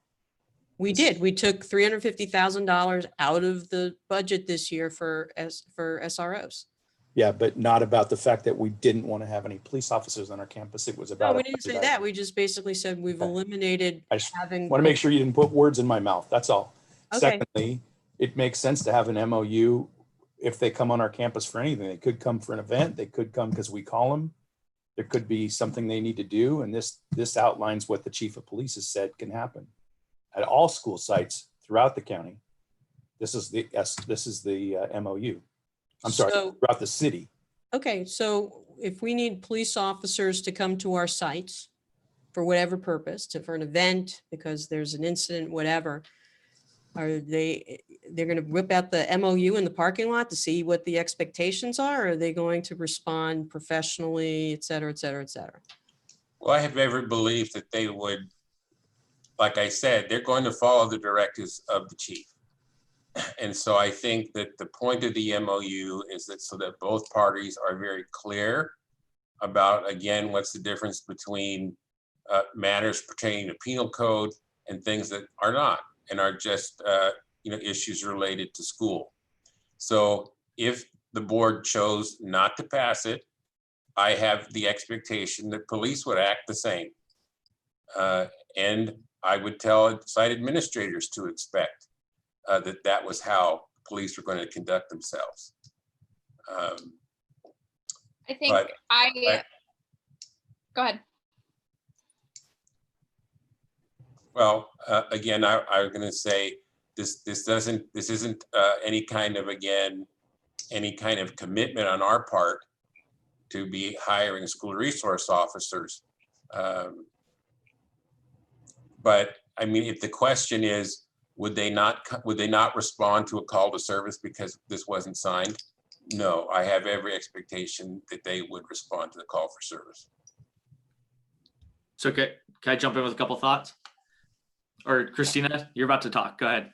Well, I was just going to say, I wanted to pull it because I wanted to better understand what the purpose was. I feel like I do better understand that this is about, setting expectations and policy, because we will be interacting with San Jose Police Department at some point, because that's just what happens. We are not actually having them on campus full time with a contract. And so I'm generally of the mind that making things as clear as possible is always best. And so I will be supportive of passing this, just in terms of making things as clear as possible, and just having it down on paper that this is what admin does. These are school-related issues. We're going to do school-related discipline. And that if we have penal code violations, then we can involve police officers. Yeah, I agree with Christina. There we go. Got it.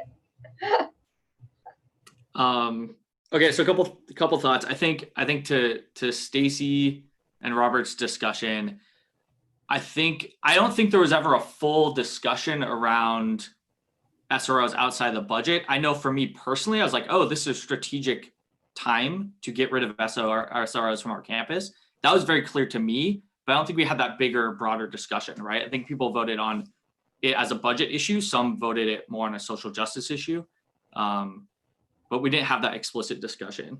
I don't even think it was a social issue at the time. We discussed this in February. This didn't become a. Oh, I've been on this for a couple of years. We discussed it in May. Yeah. But irregardless, I'm not voting for this because I think the language is not adapted to our current situation. It still talks about SROs. It has the word middle school in it, which we don't have any. I am all for having an MOU with the San Jose Police Department, because they are going to be the ones called if there is a school shooter on campus, if there's a fight, if there is an assault, if there's things that happen on our campuses. I think it's important that we have something like this, but I think the way it's currently written is kind of to the fault of no one. It's more of a copy from last year. I don't think the language has been adapted enough, so I'm going to vote no on it. But I could support one in the future if it doesn't pass, if it's more tailored.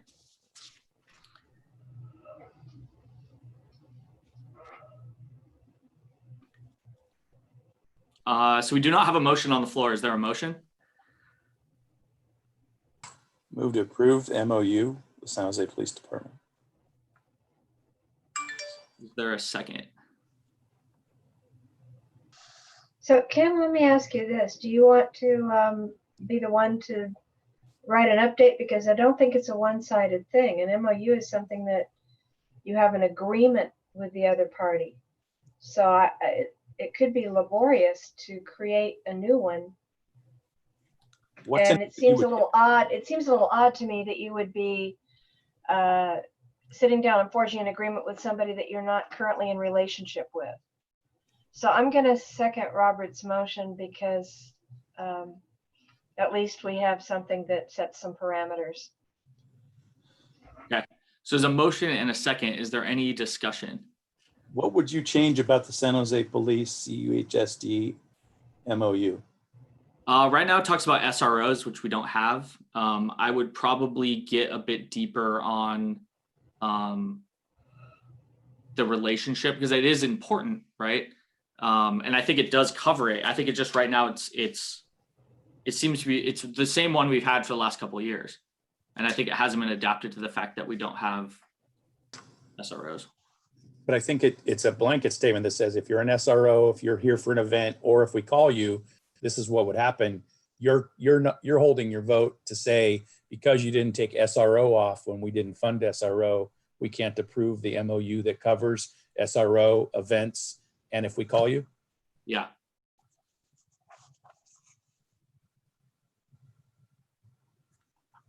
All right. Is there any more discussion? No. Okay. So seeing none, is everyone ready for a vote? Yeah. All right. Dr. Bravo. Trustee Gallagher, No. Trustee Aerosmith, Aye. Trustee Brown, No. Trustee Goitia, Aye. Trustee Verich. Aye.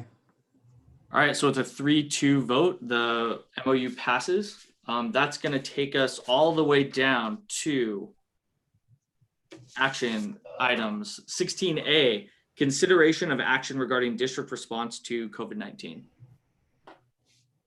Thank you, President Gallagher. And I think we have some slides to share with you right now. It should be forthcoming.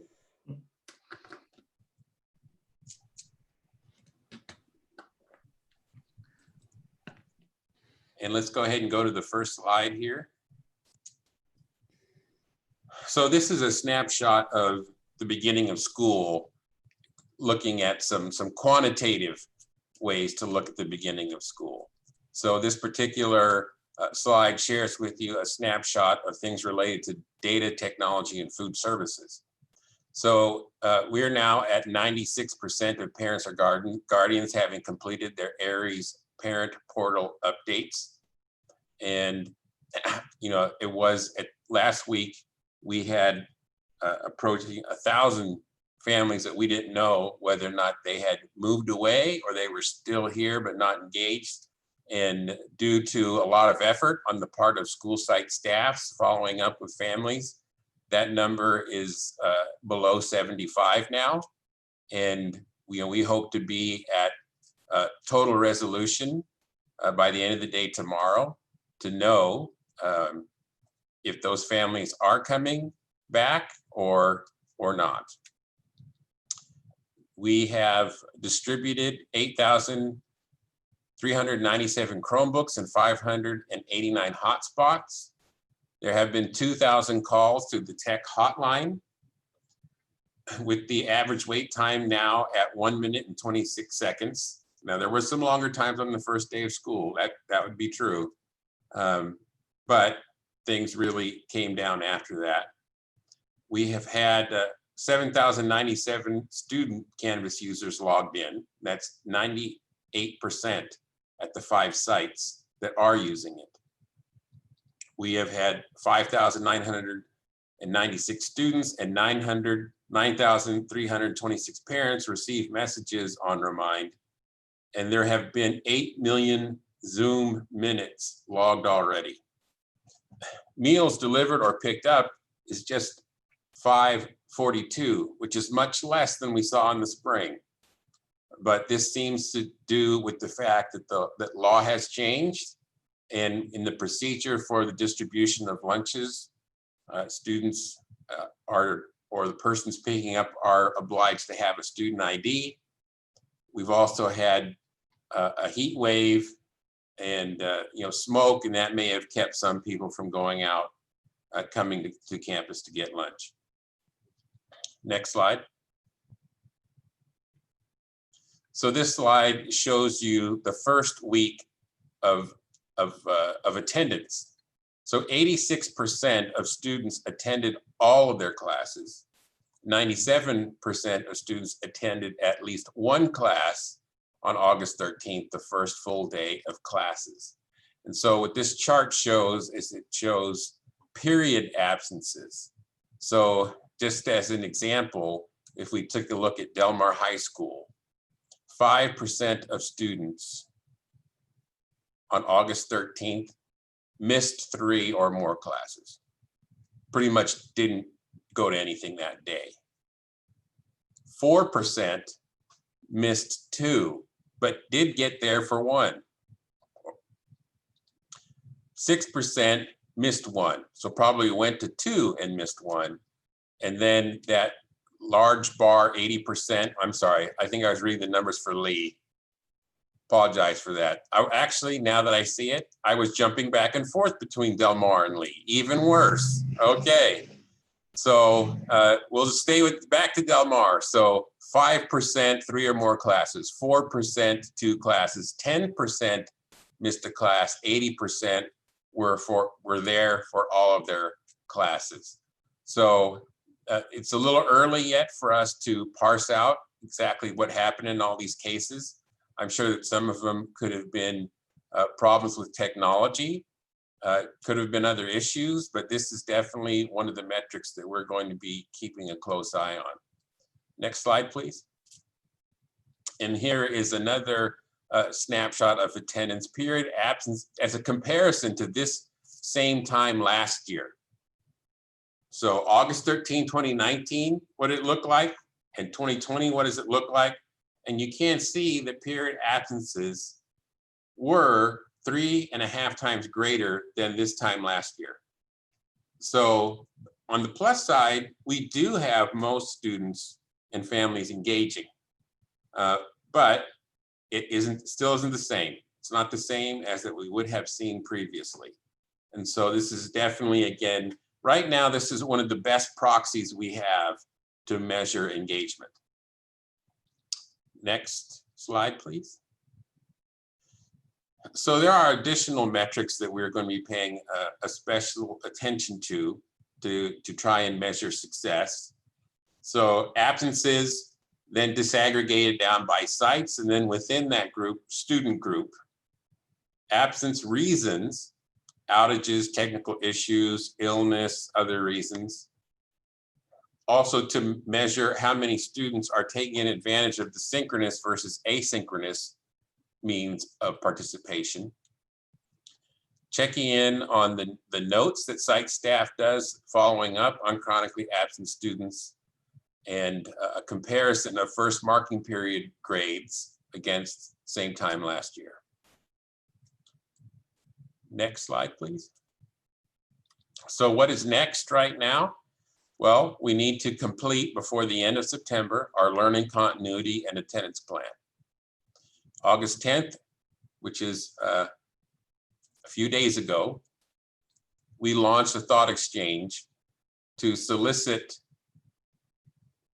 I'm not sure about that date. Might have been a little after August 10th, but we launched a thought exchange to solicit community input. August 24th, the first committee meeting will be convened. So that's next week on Monday. A learning continuity attendance plan committee will meet to review the thought exchange results at that point and the distance learning plan and gather input. I do want to point out, in case there's any confusion, that this committee has student, parent, teacher representation from each of our sites and mirrors an LCAP committee. So this is not the work of the reopening steering committee that happened during the summer. This is a newly constituted group specifically to create the learning continuity attendance plan. And we don't expect that this group is going to fundamentally change the instructional model right now, as much as help us to improve it and identify how we do spend learning loss funds. So on August 31, the committee will have its second meeting to explore how to equitably support students in distance learning. September 7th, the third committee meeting will review final recommendations. On September 17th, there will be a public hearing at the regular board meeting. And September 24th, we hope that you will adopt then the learning continuity and attendance plan. And for anyone who might be watching or listening, if they are interested in being involved in the creation of the learning continuity attendance plan, they can contact Jen Orlick, who is going to be the lead facilitator for the process. And earlier today, we heard from Ms. Garceau on behalf of CHSD, the concern around providing or the provision of different software applications. And that is definitely something that we want to support. Previously, a few weeks ago, I met with the principals and tried to see what platforms in particular that their staff had interest in. And so where there was a consensus that all sites wanted to use something, we went forward on a district level to obtain licensing. So for example, Newsela is an application that we have obtained at a district level. There were some applications that there were lots of interest in, but we had some sites where two very similar applications were that at one site, one was favored, but at other sites it wasn't. So an example would be two applications, one called Nearpod and one called Pear Deck, are very similar in what they do. And we had half the sites liked Nearpod and the other half liked Pear Deck.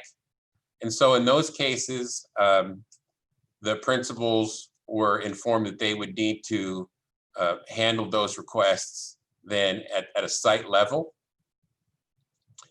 So hopefully that is taking place. And I think there, as it was pointed out, there was some contracts for some schools on the consent agenda. So, you know, this is one of those challenges of trying to navigate the right space between creating opportunities for sites to do things differently versus everybody doing it the same.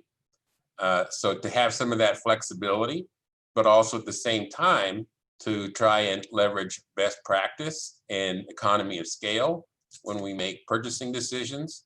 And so we will continue to try and I think that has been the preference of the board, in my opinion, and many of our site leaders, that we try and walk that in-between space where every site doesn't have to do everything the same. But there is some support from the district in certain places where it does make sense. Next slide, please.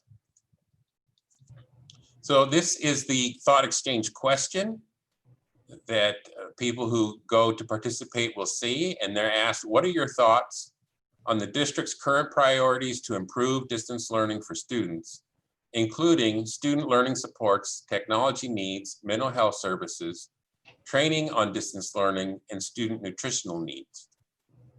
And if we could see the next slide. So this is just a snapshot of how many people have responded to it already. It's still open, so that these numbers are going to change.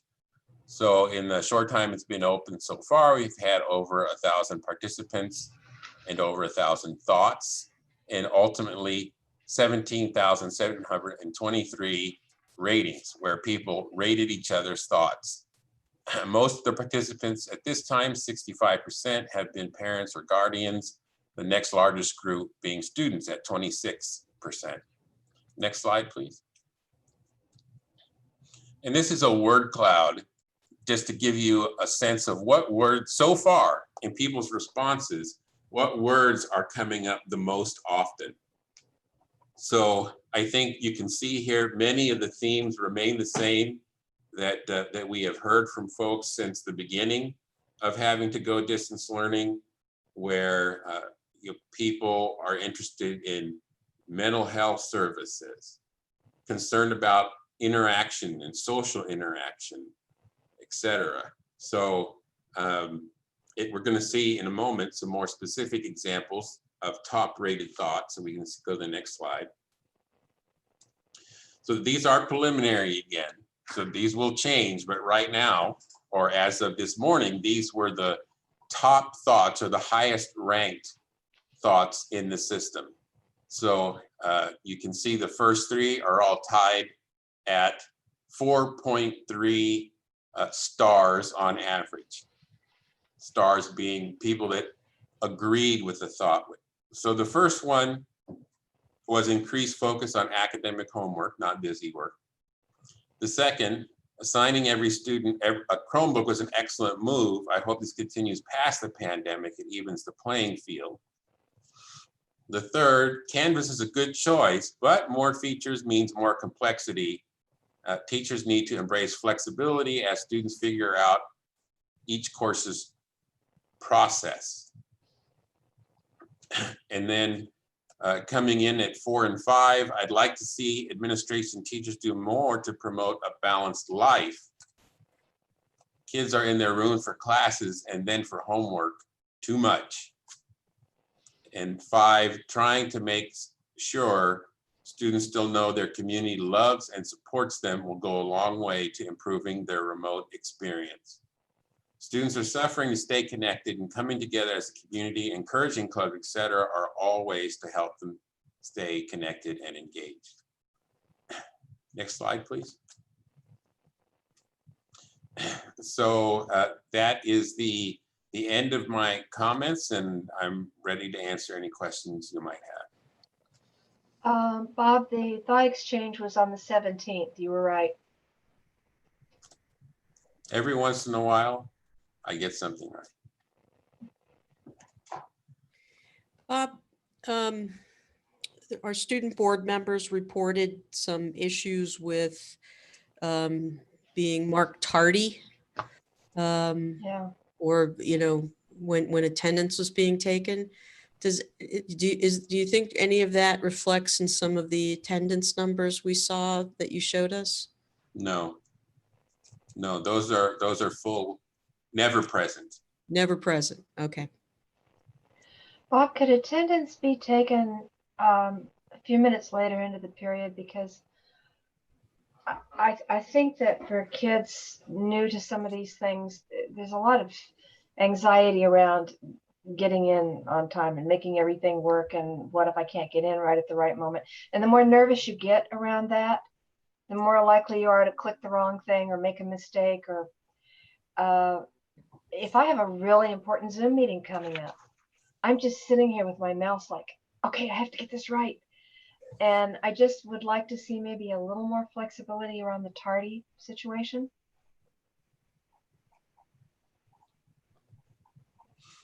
Yes, that is something that I did hear from the advisory committee earlier this week, and something that I'll be talking about with the principals.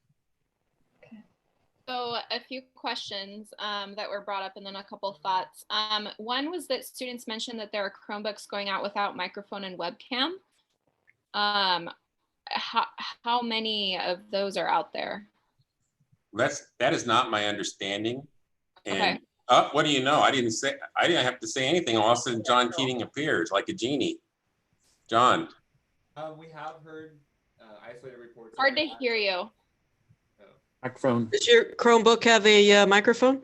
Yes. There you go. We have heard reports of it. We are looking to see if we can isolate it down to either older Chromebooks that are causing the issue, or just incompatibilities or whatnot. And we're gonna do our best to figure out if we need to replace them, service them, and get them, get solutions. Okay. And John, just to confirm though, do we own Chromebooks that don't have mic and camera?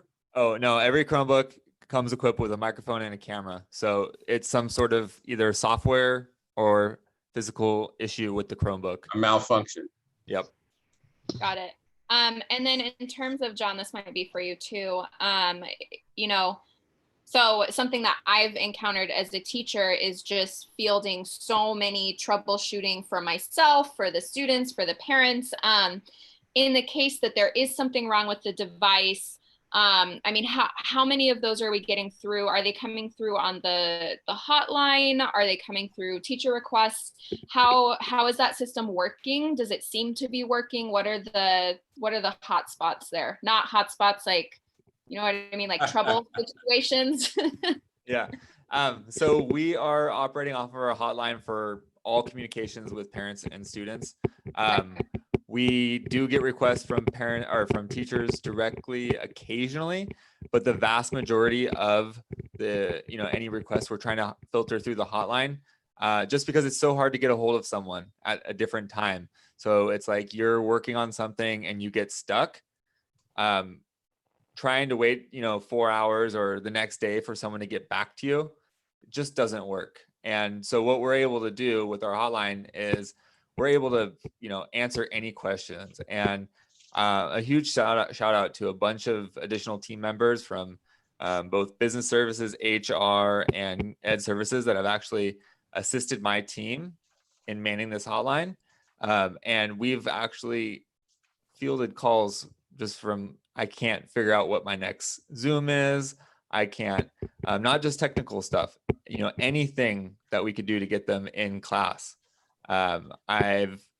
We've done what we can to make sure that whatever the issue is, that they can get to class. And so the hotline has been huge. And I super appreciate all of you doing it. It's my understanding that there are Spanish speaking people available at the hotline as well. We have one technician that has One, been okay. a lifesaver, and he has handled every Spanish call. And so that has been huge. That's amazing. Well, thank you for all the work. I know that the tech person at my school is just like so overwhelmed, and it's super helpful to me as a teacher to be able to send them somewhere else to get some help. So you mentioned that that was for teachers and or for students and for families. This could be for anybody, Herman or Bob. How are we doing in terms of supporting teachers? You know, we heard about how much this was to take on, and I took the Canvas modules as well. It is a lot, and the comment around there's a lot more capabilities is awesome, but it's also a lot more complex. And so I know that because it is so complex and it's so much, and you know, there's not a whole lot a lot of us could have done earlier because we were in such a situation of we have to wait to see from the county, and if we call it now, we're going to have to change plans. And so a lot of that is outside of our control. But in terms of what we can do to support our staff, I know a lot of teachers are relying on each other, but what's that, the tech support, especially for people who aren't very tech savvy, what's that looking like? Well, I'm going to first just ask if the genie wants to say anything about that at all from his perspective. In the technology department, we're there, the teachers can call in the hotline as well, and we're doing our best to get them whatever services that we can provide, whether that we just need to get it back into Canvas or that there's some sort of technical issue. We're resolving those through the hotline as well, in addition to email, in addition to our ticketing system. So now, John, now tell me what you told me the other day though about you're just seeing how much activity is happening in Canvas. Just like flipping through different pages and everything. Yeah. So as we got started, I went through and I started looking at just to see how consistent the Canvas dashboards were, what the student perspective was, and I could just, you know, I could see the level of effort that the teachers have been putting into it, and I want to thank them. This was a huge undertaking, and just to go in there and to see the dashboards that they've built, to see the modules, see everything that they're working on has been just huge, and they have done such a great job. It is a huge challenge, and I think that we are better off, but it is a substantial amount of work to get something like this off the ground, and they've done great. And so in terms of additional staff development, by all means, you know, we want to support that as needed. And something I think with like Canvas though, often professional development needs to be just in time type professional development. You can't just front load everything. It's often you front load the beginnings of it, and then the learning happens then as you progress. May I also add, Dr. Bravo? The other thing is next week, we're also going to offer a Canvas, actual training, but it's going to be district wide. So there is a consultant that's working with each of the sites, and they're providing professional development, tailoring it to the needs of that particular sites, because you do have some sites that have some of the needs are different. And so that's happening at the sites. And then next Thursday, we will be working on offering a district-wide grading on Canvas professional development. That'll be recorded, will be available, and then we're hoping Emily Hansen, Director of Curriculum and Instruction, is working with Adam at Canvas to set up more trainings that are going to be district-wide, that teachers, they're getting it at the school site, they'll be getting it at the district level as well. Yeah, I think I really hear the in time. I think what I've noticed from just teachers at my campus is that, you know, most of what people need are people sitting like with them from 6 feet apart or on screen share, figuring out how to do what they're actually doing versus like trainings. And so that would be a thought just in terms of, you know, Q&A work time type situations might be depending on the needs of the school. I know that in high school, many of the teachers were using a lot more technology already, but that's just something that I've been hearing from a lot of my colleagues in other districts as well that I wanted to bring up. Jen popped up. I don't know if she has something to add there or if you're just saying hello. Well, I wanted to make just a quick correction on one of the slides for the committee meetings. It incorrectly states that one of them will be happening on September 7th, which is a holiday. So that date is actually September 8th. Oh, great. Okay, so my final thing then, well, maybe not, but for now at least, is just in terms of communication.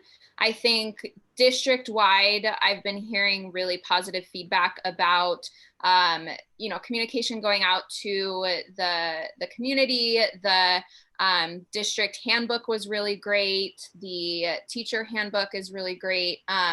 There's just so much information right now. If I'm a teacher at Westmont and I found out something that's going on with my account and it's happening to many teachers across the district, what does the communication look like from curriculum in terms of answering all the questions that are coming up and going back down? Do we have consistent systems? Like is curriculum sending out a weekly or update as they're figuring out frequently asked questions type stuff? We're not sending a weekly updates or any of that district wide. But one of the things that what Emily is working on is she is working with the department chairs, with the TLC, the department chair leads. For example, the world languages department, they were having issues with the digital curriculum, the textbooks. And so she was giving them consistent updates every other day or so, or depending on when she was getting updates from the actual publisher. And so that's happening, but that's a great idea. Sending something on a weekly basis, I think would be very helpful for the sites. And so is that, just to make sure I understand, so the communication is mostly going through the department leads to take whatever updates from Emily to tell the rest of their team? Right, and also the principals are copied as well as the assistant principals so that they're aware as well, and there's that communication. Okay, thank you. That's what I have for now. Going back to when you were talking about Canvas, I know that like Canvas isn't working really well at all the other campuses, and I know that Del Mar has chosen to integrate Canvas next year. But my question is why? Like, I'm not trying to call out Del Mar or anything, but I do know that Canvas is beneficial to our students. So why did we decide there? Because there are students that are really unhappy with still trying to manage the different platforms, and we know that last semester when district-wide, we were all using different platforms. It was really confusing. So I'm just saying from a student perspective, I would still want to argue for Canvas at Del Mar as well. And my conversations with some of the teachers there, they were actually piloting alt schools, which was a different, it's not an LMS, but it was actually more of an assessment tool, lesson plan type of platform that I want to say around 10 teachers were piloting. And so they really did like it, but it was a small group of teachers, not a very large majority. And so, they have 55, 60 teachers. They were very unhappy with School Loop. So rather than jump into Canvas, because they did try it out since we were piloting it last semester, and there's some other teachers that were piloting it. They were also not very happy with it and what they could do with it, because they were more comfortable with Google Classroom. And so they decided to opt with, go with Google Classroom and continue with Aries rather than add another platform on top of what the students and the teachers were already doing. And so that's one of the reasons. I know they are, I don't know that they're thinking about adopting or piloting Canvas next year. I have not heard that yet, but it's something that could change. And if students are very interested in doing that, by all means, student voice is very powerful. So continue voicing your, right, what's working for you. And so, but we will be meeting with them throughout the year, and hopefully they can come up with the platform that they're going to adopt that'll work for them and their students.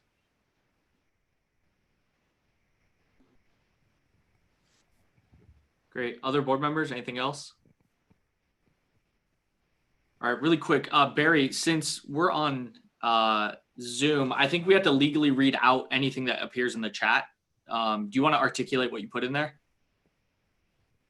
Yes, I didn't realize that. Yeah, I know What it's an obscure transparency law thing. Fine. What I was sharing is that we have bus drivers, and a lot of those bus drivers were redirecting because they're obviously not driving buses and they're not being laid off, they're being paid. So we're looking at some of our bus drivers that might be able to help. John Keating and I spoke today. He's concerned about the volume of calls, and that the longer we stay on Zoom, he doesn't see them going down. And if somebody on his staff gets sick, or it may be a problem. So we talked about using some of those bus hours, and John's going to train the people not only on the technology, but on the customer service aspect of what he's accomplishing. And a couple of those bus drivers are bilingual and speak Spanish. So that'll give us a backup to the one. So I thought it was not only good for helping our students and parents, but actually giving our employees an opportunity to learn some new skills along the way. Awesome. Thank you so much. And that's what I put in the chat, and thank you for teaching me to be careful. No worries. It's yeah, part of being board president. Got to keep us all legal. I have a quick question. Yeah. Are we hearing anything from teachers about whether or not they are feeling, if they're new to Canvas, comfortable with it, or feel like they need more professional development or a little more support than they have right now? What's the sense of it from our teaching staff about whether they need more training on campus? Well, I think we heard from Ms. Garceau that there are teachers that do want to have more training on Canvas. You know, it like anything, it's one of those applications that for some folks, you know, I will say that I have a Canvas teacher account, and I didn't have, you know, I didn't make a class in it, but I did kind of go through it just to see how it works. You know, at the basic level, it's relatively intuitive, but it is true that you can tell that there's a lot of power in it that you wouldn't take advantage of if you didn't put a lot more study into it. So I think that to jump in is relatively intuitive. It's trying to get more advanced where it becomes more difficult. So it is going to be an ongoing project. And one of the things that this afternoon, talking with the principals in Herman, we had a discussion even about basically having a Canvas ed camp, or almost like a little Canvas convention where folks from different sites get together and just share their experiences with Canvas, and the more expert can do some coaching. Okay. Yeah, I think that would be a good idea. Great. And then I just had a couple things. I thought the data at the beginning, top of the presentation was fantastic. Because I think what it shows is that it shows the level of detail y'all are looking at. And I think that's going to lead to a stronger program. Right now, we're really, the way I view it, we're really in the like, let's just like get the lights on, make sure this thing is working. People know how to get to class. People know how to do classes. Kids know how to get on Zoom. We fix microphones, right? That's going to be like a 2 to 3 week adjustment because no one's ever done this in the history of humans before, right? But I think what I'm interested in the longer term, I think, you know, you mentioned that there's 8 million minutes on Zoom so far. It's what are the quality of those minutes? What do classes look like? Like how rigorous is it? Are kids, what are they learning? What are they taking away? What are their challenges to the instruction? I think longer term, that's what I, as one board member, this is not direction, but that's what I am most interested in, you know, when we come back and look at things in October and November, considering this, you know, hopefully this will not be a full year thing, but you know, there's that likelihood. So thanks for, I'm impressed just by the continuous improvement around everything. There's going to be bumps. So thanks for working millions of hours to get through it. So those are all my thoughts. Linda, I think you're on, I put you on mute. I agree with you, and I think we worry about rigor more in a couple of weeks. Right now, we just need to get everybody gathered in. Yeah. And Sorry, I that's what I was saying. yeah, I thought it was because you mentioned October. I think that I'm encouraged by our preliminary attendance data. It's a little better than I was hoping for. So yeah, and I love having that kind of hard data to look at. So I really appreciate it. Thank you. And I have one last question. I apologize around the Boynton attendance really jumped out at me. I know that was something we experienced in the spring as well. So maybe it's for Dr. Bravo or Herman, but what are we doing to try to build a different reality at Boynton this school year?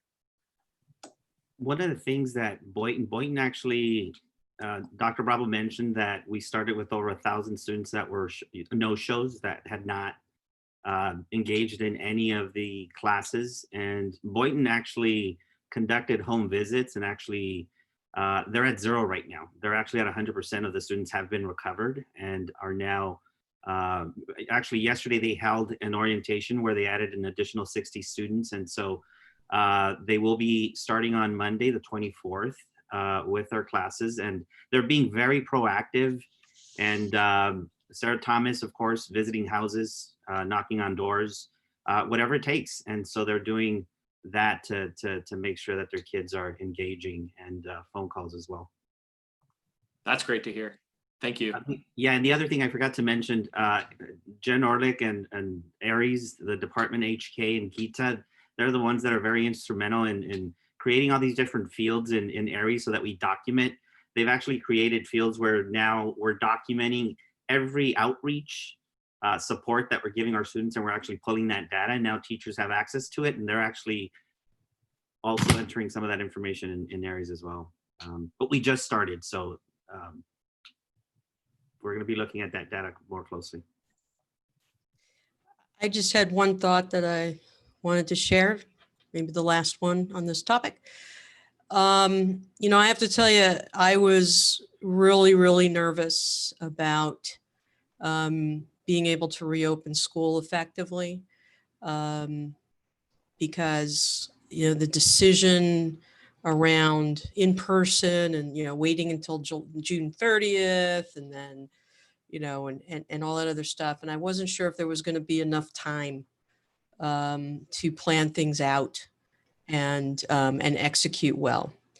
And I don't know if there was enough time or not, but you guys certainly did execute well. And one of the things that stands out for me in your planning and execution is that you started with understanding what success looks like. And so you had metrics to be able to share with us in the second week of school about how things are going. And so I really commend this team for that. And we're going 1,000,000 miles an hour now, everywhere. We're going 1,000,000 miles an hour at school. We're going 1,000,000 miles an hour. If you're working, you're going 1,000,000 miles an hour just to try to get, you know, a life, you know, those types of things. And I just want to encourage us to keep consistency, keep planning ahead, have somebody looking down the road to see where the potential next potholes are going to be.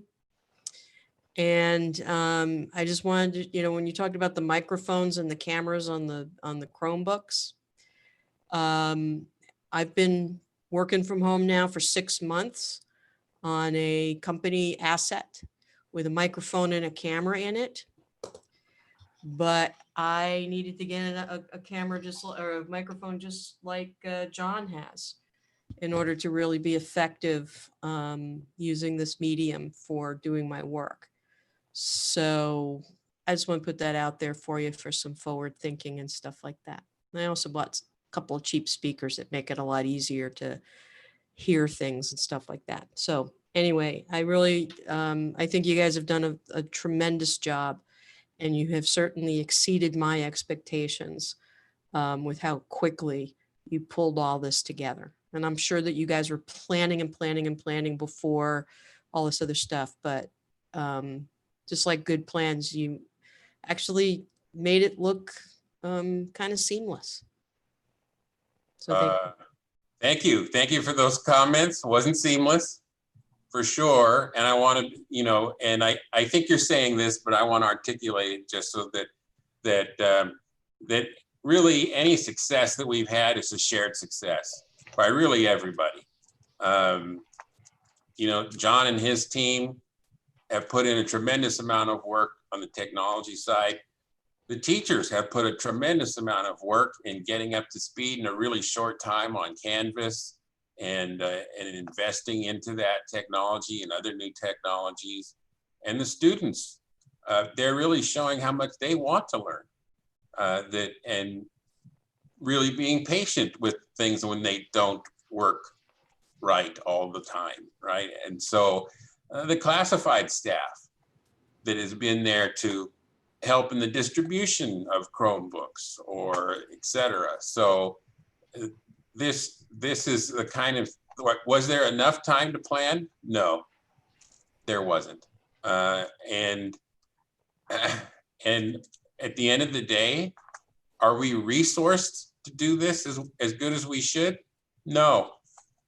And we don't talk about that a lot. Well, some people probably think I talk about that all the time, but we're not resourced to really do this right. When you think about the amount of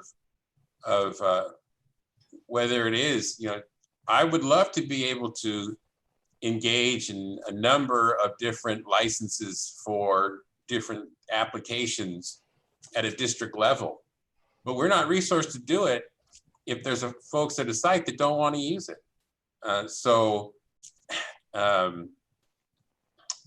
It truly has been an effort by everybody up and down the system, and they have had to do it with not enough resources.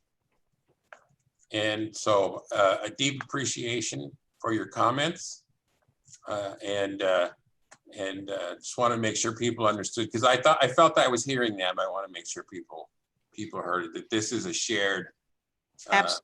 Absolutely. And you know, Bob, we've never had enough resources, even before COVID. And I think, you know, this end of days Armageddon world we're living in right now, where there's just one disaster after the next.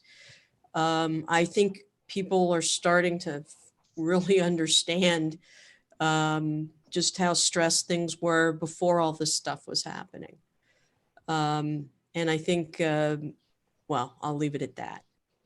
But we've never had the resources in public education. We haven't had them for years. All right.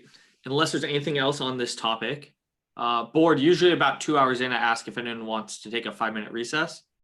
Thoughts? Yeah.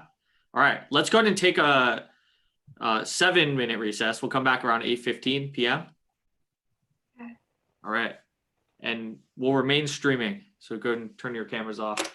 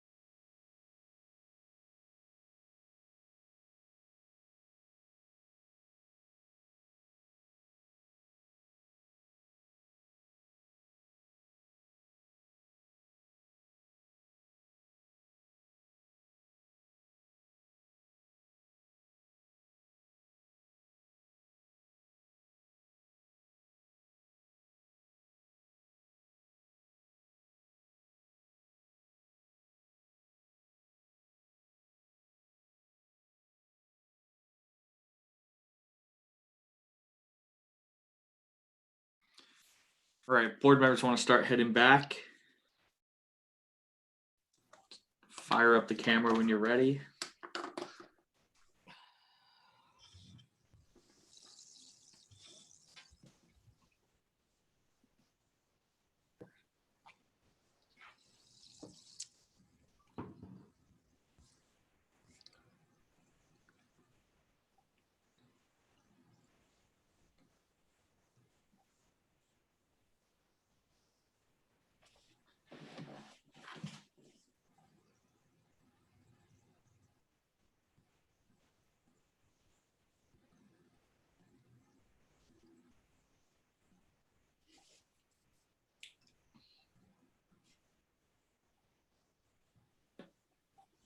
All right, we're just waiting on one board member and then we'll get started.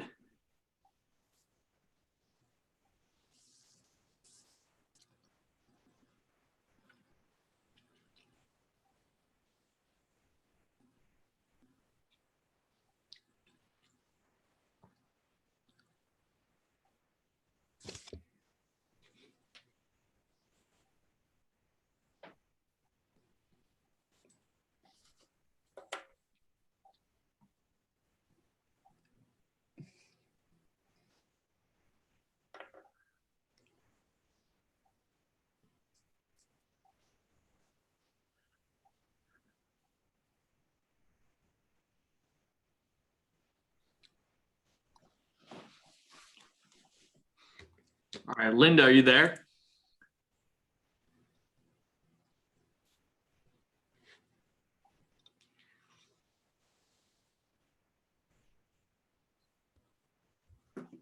There's Linda. Cool. Sorry, I had to run off a raccoon. Seriously. Well, I'm excited to hear that story. No, that's just a given around here. Yeah. That's norm. Really? Yeah, but you running it off is What? I'm bigger. that's great. I love it. Okay, cool. So we're back in action. It is 8:17 p.m. We're on 16A, which is a call for nominations for the California School Boards Association Directors at Large, Asian Pacific Islander, and Hispanic. Trustees, this is an item that comes up on a regular basis, and it's just an opportunity for you all as a group to nominate an at-large member should you choose to. All right, does anyone come with any nominations this evening? All right, seeing none, we're going to move on to item. Sorry? To nominate Kaylin Gallagher. Oh, sorry, you didn't want to. I don't think he's a Pacific Islander. Yeah, I don't think identify. I didn't read that it was Pacific Islander. I'm sorry. No worries, no worries. I knew. But thank you. But wait a minute. I mean, this is Pacific. No, never. I won't go there. Never mind. Yeah. Okay. So yeah, unless you have anyone who identifies as Asian Pacific Islander or Hispanic that you would like to nominate. Okay, great. So we'll move on to 17A, which is to approve an MOU with labor partners for reopening of schools. I believe this is Ms. Hudson's going to join us now. Yep. Good evening, trustees. I want to introduce that we've got an MOU with our labor partner, CUHSD, the Campbell High School Teachers Association, for you this evening. And I received word this week that this MOU for the beginning of the school year, or for the school year, was voted on by membership and passed with a 97% ratification.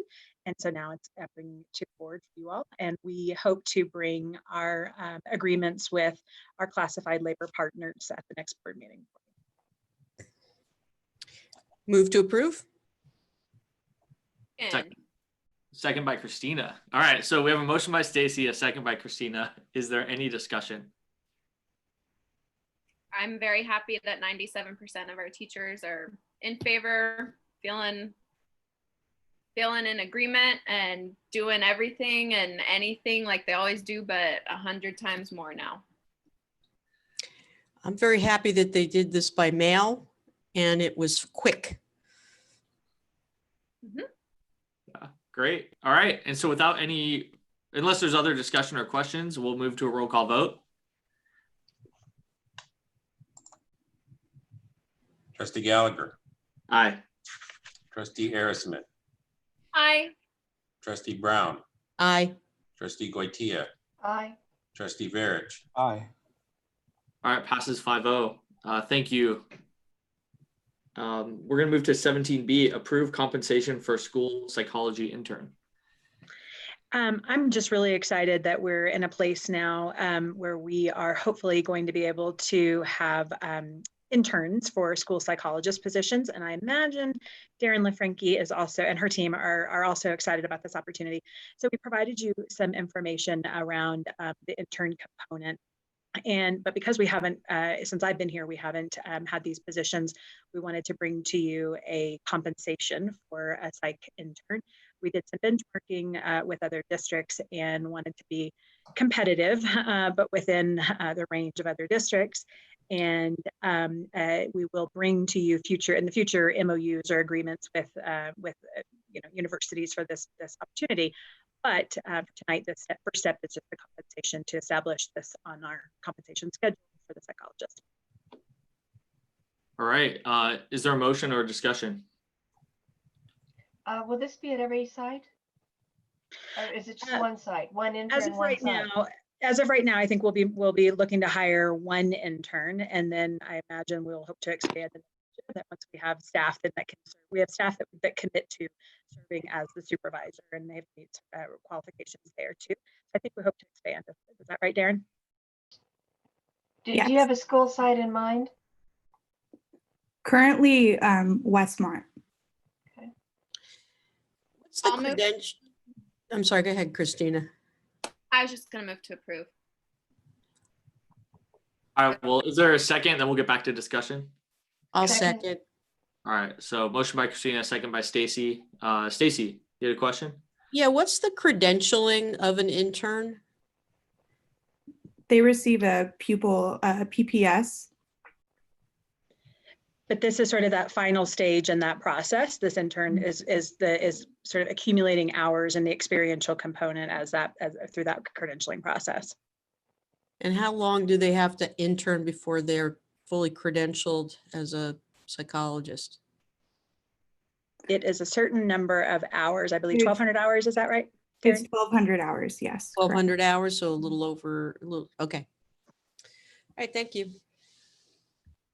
All right, other discussion, other questions? All right, seeing none. Dr. Bravo, roll call, please. Trustee Gallagher. Aye. Trustee Aerosmith. Aye. Trustee Brown. Aye. Trustee Goitia. Aye. Trustee Verich. Aye. All right, passes 5-0. Item 18A is to ratify independent contractor agreements for special services for the 2020-2021 school year. And Darren LaFranchi can comment on this item. Yep. Good evening, trustees. I'm Darren LaFranchi. I'm the Director of Special Education. There are 3 contracts that we are presenting to you this evening. One is for Nugent Family Counseling Center, which provides wraparound therapeutic supports for our students and families. Another is for Gomez and Associates, and they provide translation services for our IEP teams, both during IEPs and also afterwards, and translating documents. And lastly, I have Sonia Biggs, who is an independent contractor that provides what are known as intervener services for students who are both blind and deaf. I'll move to approve. Second. Motion by me, second by Christina. Discussion or questions? All right, seeing none. Can we please have a roll call? Trustee Gallagher. Aye. Trustee Aerosmith. Aye. Trustee Brown. Aye. Trustee Goitia. Aye. Trustee Verich. Aye. Okay, passes 5-0. Item 20A is to award contract to Aram Electric Incorporated for electrical connection at Del Mar High School interim housing. You skipped something. Trustee Gallagher, we still have 19. You know, I crossed it out in anticipation of moving to it and I completely skipped it. So I apologize, everyone. 19A, approve resolution 16. It's a revised budget for 2019-2020. Dr. Schimmel, you going to comment on this? I am. This is a routine item this time of the year. By ed code, you must adopt a resolution that allows us to move money within one of the categories. For example, 1,000s, 2,000s, 3,000s. When you adopted your budget last June, we have to stay within that funding allocation. And so what this does is take one account that might be a little bit over and one account that might be a little bit under and put it together so they balance. And you will see that next meeting in your unaudited actuals. So we move to recommend to the board that you approve us to do this.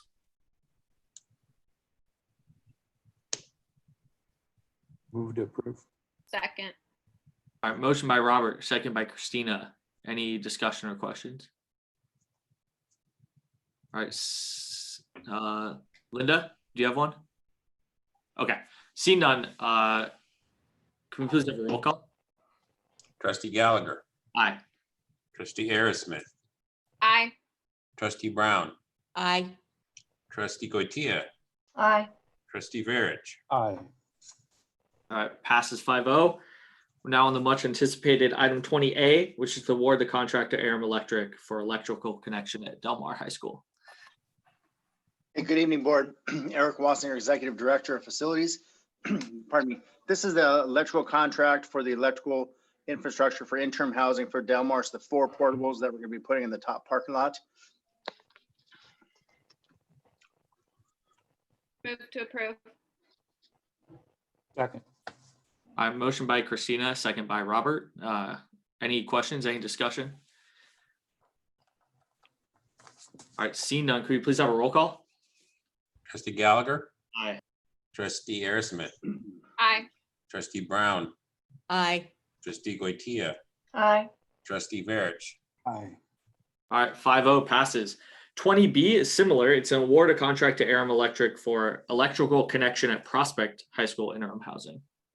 Yes, board. We're asking the board to approve this contract with Aram Electric. This is for the 5 portables that we're placing at Prospect. 3 are going to be rentals, and then 2 are going to be on site. 52 and 53, we're moving from behind the kitchen project over to the weight room area. And so we have a new area for them, but all 5 portables we hooked up with electrical, low voltage, high voltage, and that's what this contract is for. Move to approve. Second. All right, motion by Robert, second by Christina. Any discussion? All right. Seeing none, roll call, please. Trustee Gallagher. Aye. Trustee Aerosmith. Aye. Trustee Brown. Aye. Trustee Goitia. Aye. Trustee Verich. And Robert, just confirming you were aye. Mute. No, I actually said aye. Yeah, no, it was my voice. It broke. I'm going through puberty. It was your space bar. Yeah. All right, great. Pass 5-0. 20C is to award contract to Eric Inspections Incorporated for project inspection services for Westmont High School classroom seismic retrofit. Yes, so board, on this item, we're asking the board to approve this. Ben Irick Inspection is our inspector that's done a lot of our projects. This is for the Westmont High School seismic retrofit. This is 8 different classroom wings. It's all the seismic work that's needed to complete that project. We went out to bid today for all the contractors, and we put it out as 4 separate bids of 2 classrooms each. So depending on students and access of teachers, how we can modernize that. So this is the inspector to cover all 8 of the buildings throughout the project. So that's what we're asking for the board to approve this project. Move to approve. Move to second. I mean, I'd like to second. Okay, cool. So Christina made a motion to approve. Robert seconded. Any discussion, any questions? Is it the only bid we get is from this guy? It is a common, it's not the only bid, but we do go out and talk to other inspectors. Most inspectors charge 3%. Most, if we go across our entire bond, he's about 2%.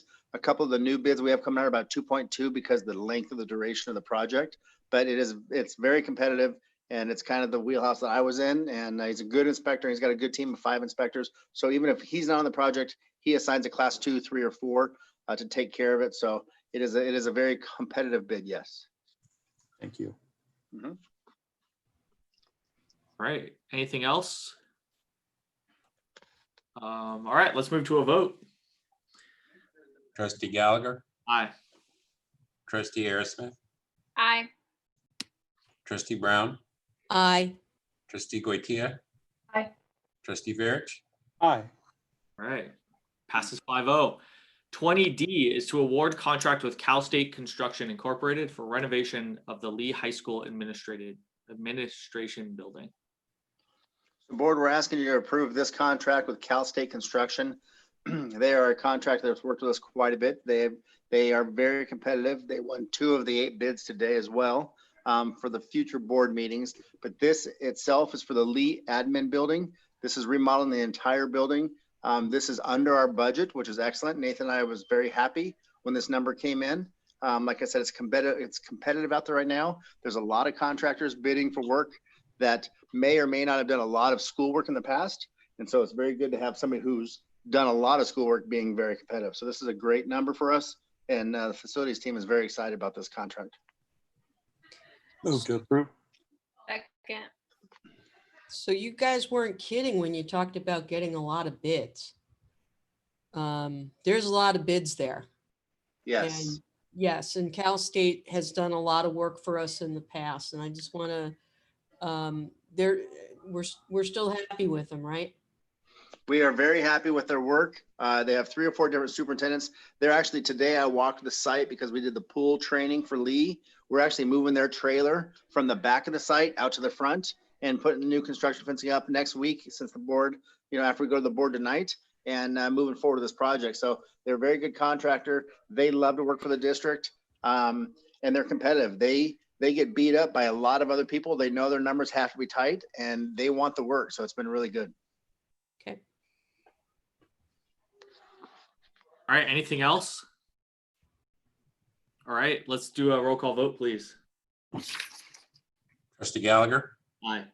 trustee Aerosmith, Aye. trustee Brown, Aye. trustee Goitia, Aye. trustee Verich, Aye. All right. Passes 5-0. That takes us to item 21A, which is our Metro Ed / Silicon Valley Career Technical Education Report. Linda. John, did you get my email asking if you could queue up the video? Yes, I did. So I have it Okay. ready. Alyssa and I last week made this little 3-minute video out in the heavy truck mechanics room. We're going to hire actors next time. It's very clear that she and I are not to the manner born. The young man who came in, the student, he was terrific. But I will have to tell you that this silly 3-minute video may have had an impact, because as soon as it was ready, I immediately sent it back out to all the supervisors. And while this meeting's been going on, I've gotten a message from Cindy Chavez that said, let me huddle with Paul, that's her finance guy, and see what we can do.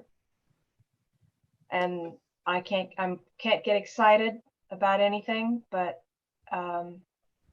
there's been silence. So When's their meeting? When's their vote? they were meeting in budget talks again Monday, Tuesday, and Wednesday. This week or next week? Huh? This week or next week? This week. And I shot the video. The video got ready, and I shot it over there Tuesday afternoon, and nothing, silence. And then tonight during this meeting, this comes in. So I'm gonna stay hopeful. All right, go ahead, John.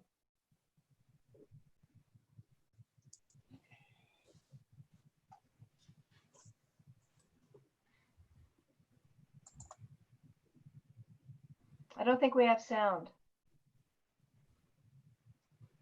No sound. We'll lip read. For over a century, the Metropolitan Education District has been launching students into careers in essential local services. We meet 2 critical needs of the region: the need for skilled labor to aid in our economic recovery, and the need to provide access to free training and skill certifications for our most disadvantaged students. Our graduates pursue careers as first responders, medical assistants, and technicians. They are hired immediately because they are trained in high-demand skills by instructors who also stress customer service and pride in a job well done. Due to the pandemic, our graduates are needed now more than ever. We are standing in the truck mechanics classroom And as you can see, no traditional high school could possibly have the equipment or the space to offer this program. And that's true of many of our other course offerings. I'd like to introduce you to one of our graduates, Jesse Gonzalez. Before I took this class, I knew nothing about trucks or how to work on them. But in my first year, I acquired so much knowledge of mechanics and diesel engines. In my second year, we learned about electronics and diagnostics. This program gave me skills I could never have learned at my regular high school, and I'm so glad I had this opportunity. So we function as a hub of career technical education, serving 40 high schools, and as such, we are a monument to educational equity.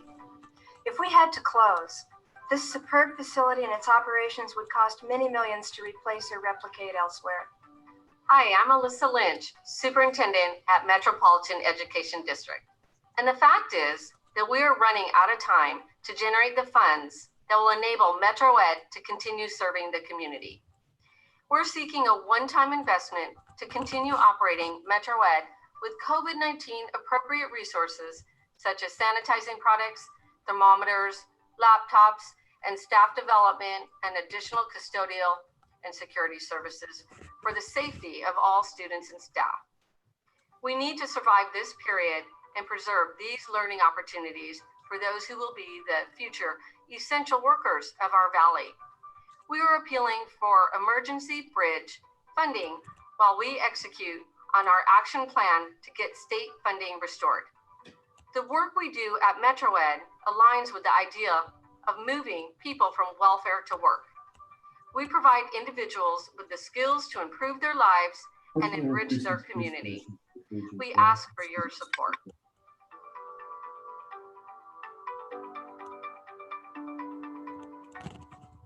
Well, that came through looking and sounding kind of hinky. It actually should look better than that, but we don't care. If it moves us forward, then fine. That's my report. That's great, Linda. And I think if you could share that video, because I know Zoom sends things on a slower frame rate, so it's hard to. Yeah, it was very strange watching it that way. Potentially send it to Bob or just as an informational item to the board without any commentary. Sure. Great. And thank you. I think this is, I think you've been able, as president of Metro Ed to name the problem in a more effective way than I've ever seen in my 8 years on the board. And now things are happening, right? Now people are talking about it. And I think people are aware at a much deeper level than they ever have been. So, and we have a few more Zoom meetings coming up with different groups. So we're still on it. Yeah, thank you for all of your work on that, Linda. Thank you. A ton of work. And it benefits all of our students. Yeah, and great results. Well, we'll see. Well, you know what? It's awareness. You were trying to get, you were knocking on doors, trying to get somebody to pay attention. People are paying attention. Yeah. Let's see. Love it. Okay, cool. Well, let's go ahead and go to 21B board comments, and we'll go in our old school in-person order. Does anybody remember where we were? Yes. So school started. I think by the end of the day, I was at my school, and there were some teachers there. Some were choosing to work from home, and I would say that most, if they were not already in tears, were on the verge of tears. Because it's just been, no matter how many years of experience, every teacher I've talked to has talked about how hard this has been, because it's a completely different, it's just a completely different situation. And just trying to figure out how to support students and frustrated parents who are trying to get their students in, probably more so at the elementary level than at the high school level, I just know has been really hard. And so I can imagine that that's true for, I know I've talked to some of the teachers in our district, and that's also been true. And like everybody's been talking about, you know, our staff are the people that just do whatever it is to get it done. And they're continuously improving. Colleagues are going to one another. Hey, can you show me how to do this on Canvas? I don't know how to do this. What should I be doing about this? And so just huge respect for all of our teachers and staff who are stepping up in all the different ways that they have not had to do in the past. And for our students, for them stepping up in ways that they haven't had to either. Again, I was just so impressed with Gitanjali and Riley, who let me know they have logged off so that they can get some homework done, which they're being good students, so that's great. But yeah, just hearing the great feedback from parents, community members, and students just really makes it all worth it. I just wanted to share from my own classroom today. We had a period of probably about an hour total off and on where my students couldn't hear me and I couldn't hear them. They could see me, but it's really hard to teach when you can't hear one another. So I was miming like, get your notebook. And I felt frustrated that we couldn't do anything. But at the end of the day, we did shout outs, and a couple of them were, Maestra Airdsmith, I want to shout you out because you're just being patient when nothing's going right, and for the kids for not going crazy. And it just was so sweet to see them know that, like, okay, this is hard and we're figuring out it together, and just being really sweet. And so I think, like somebody mentioned earlier, there's a lot that's hard and difficult and complex about this, but there are also really wonderful things that are happening. And so just an encouragement that we bring those up as well as we continue, because I think the first few days there was a lot of adrenaline going, and we're going 100 miles an hour, but we've been going that way for a long time, and the adrenaline will stop. It's gonna just settle in, and it's long and tiring and hard, and also really worth it and really good. So yep, that's it from me. Shout out to the teachers. It was a great report from our students about what's going well. And I know the teachers are probably feeling better about this year versus last year, but not that anybody didn't work hard last year. I just think that's probably what they're feeling. I'd also like to thank the tech team for what we heard has been an incredible undertaking, getting us all together and off for the start of the year. I'm looking forward to sports starting someday in the future. No football in the fall. I just don't even know what I'm going to do. I don't really have a report for tonight. I'll pass.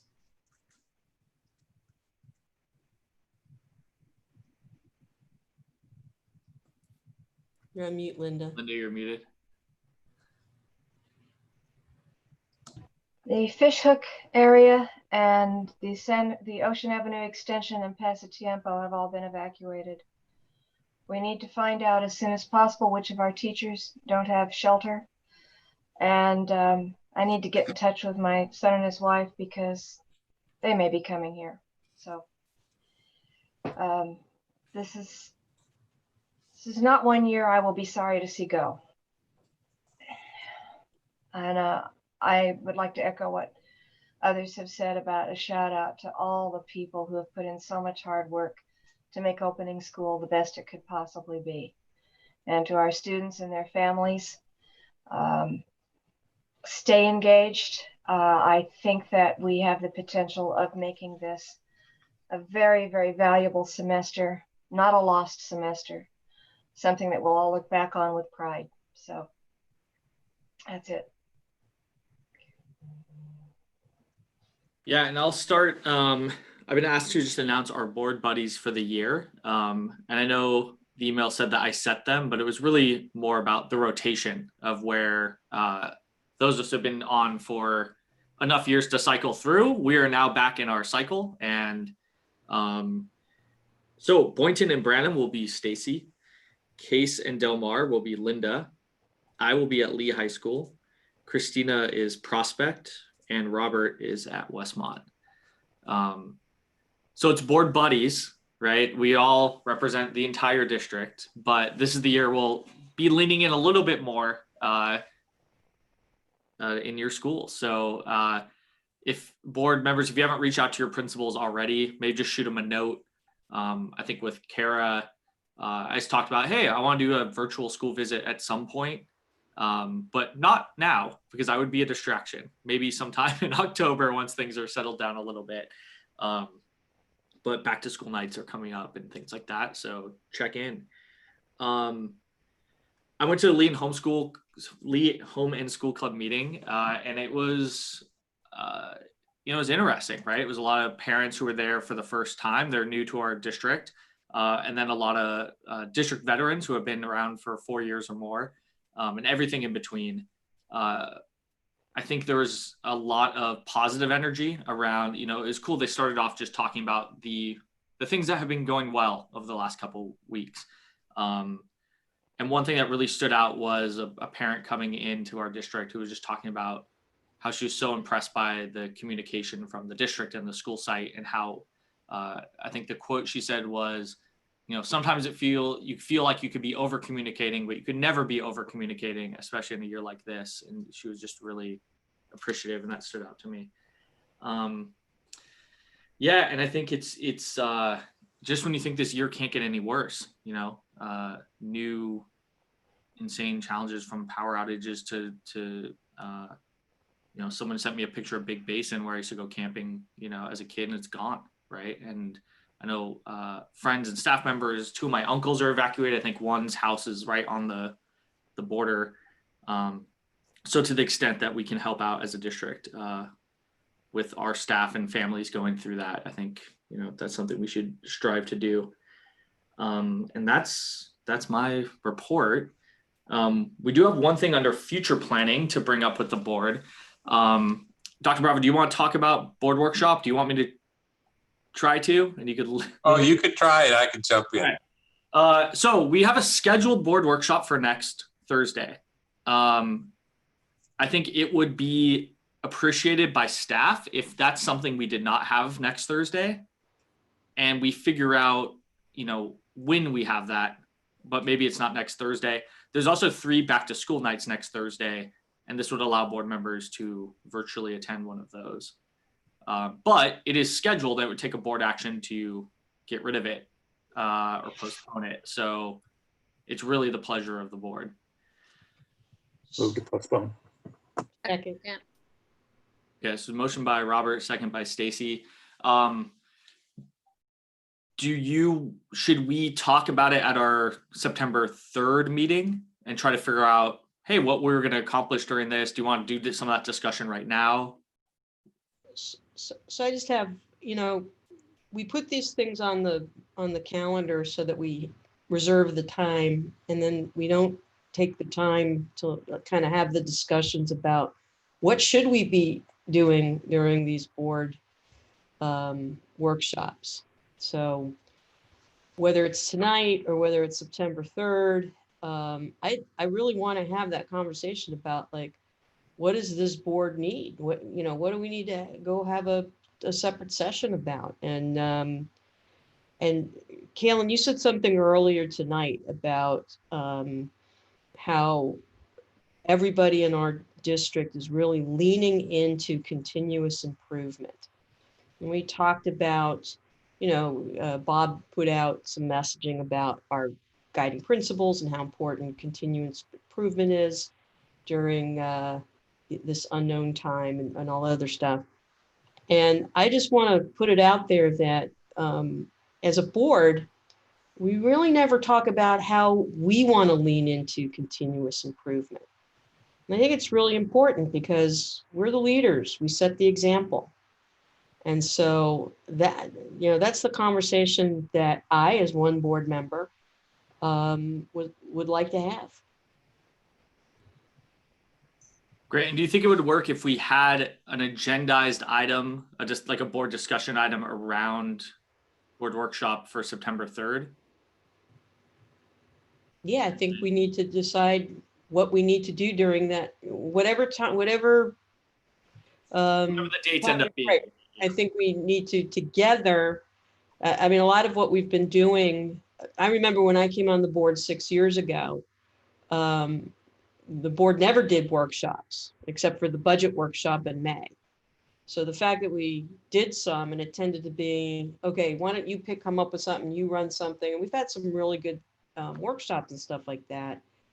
but I'd really like to see us evolve a little bit more and work together more as a board to kind of decide what do we need, what does the board need to work on during a board workshop? Great. Thoughts from the other? Yeah, I think it's a good idea for us to talk about it. Never Yeah. hurts.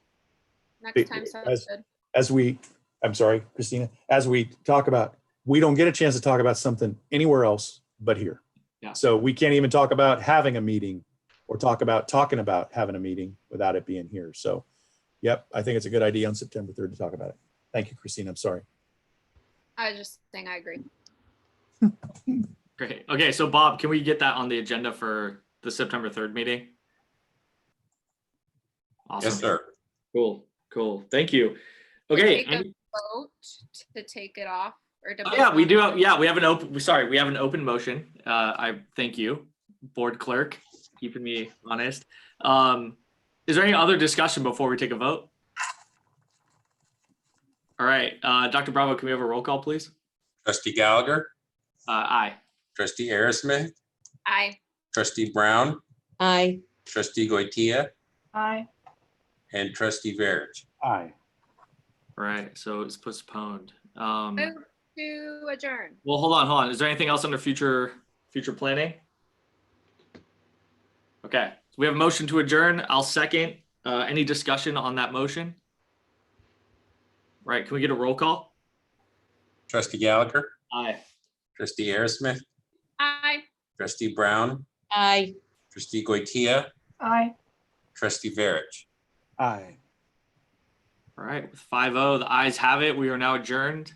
Thank you, everyone, and have a good night. Stay safe. And for the first time in weeks, we don't have to go back into closed session. I know, it's wild. And it's before 9 o'clock. Bye. Bye. Thank you, everybody.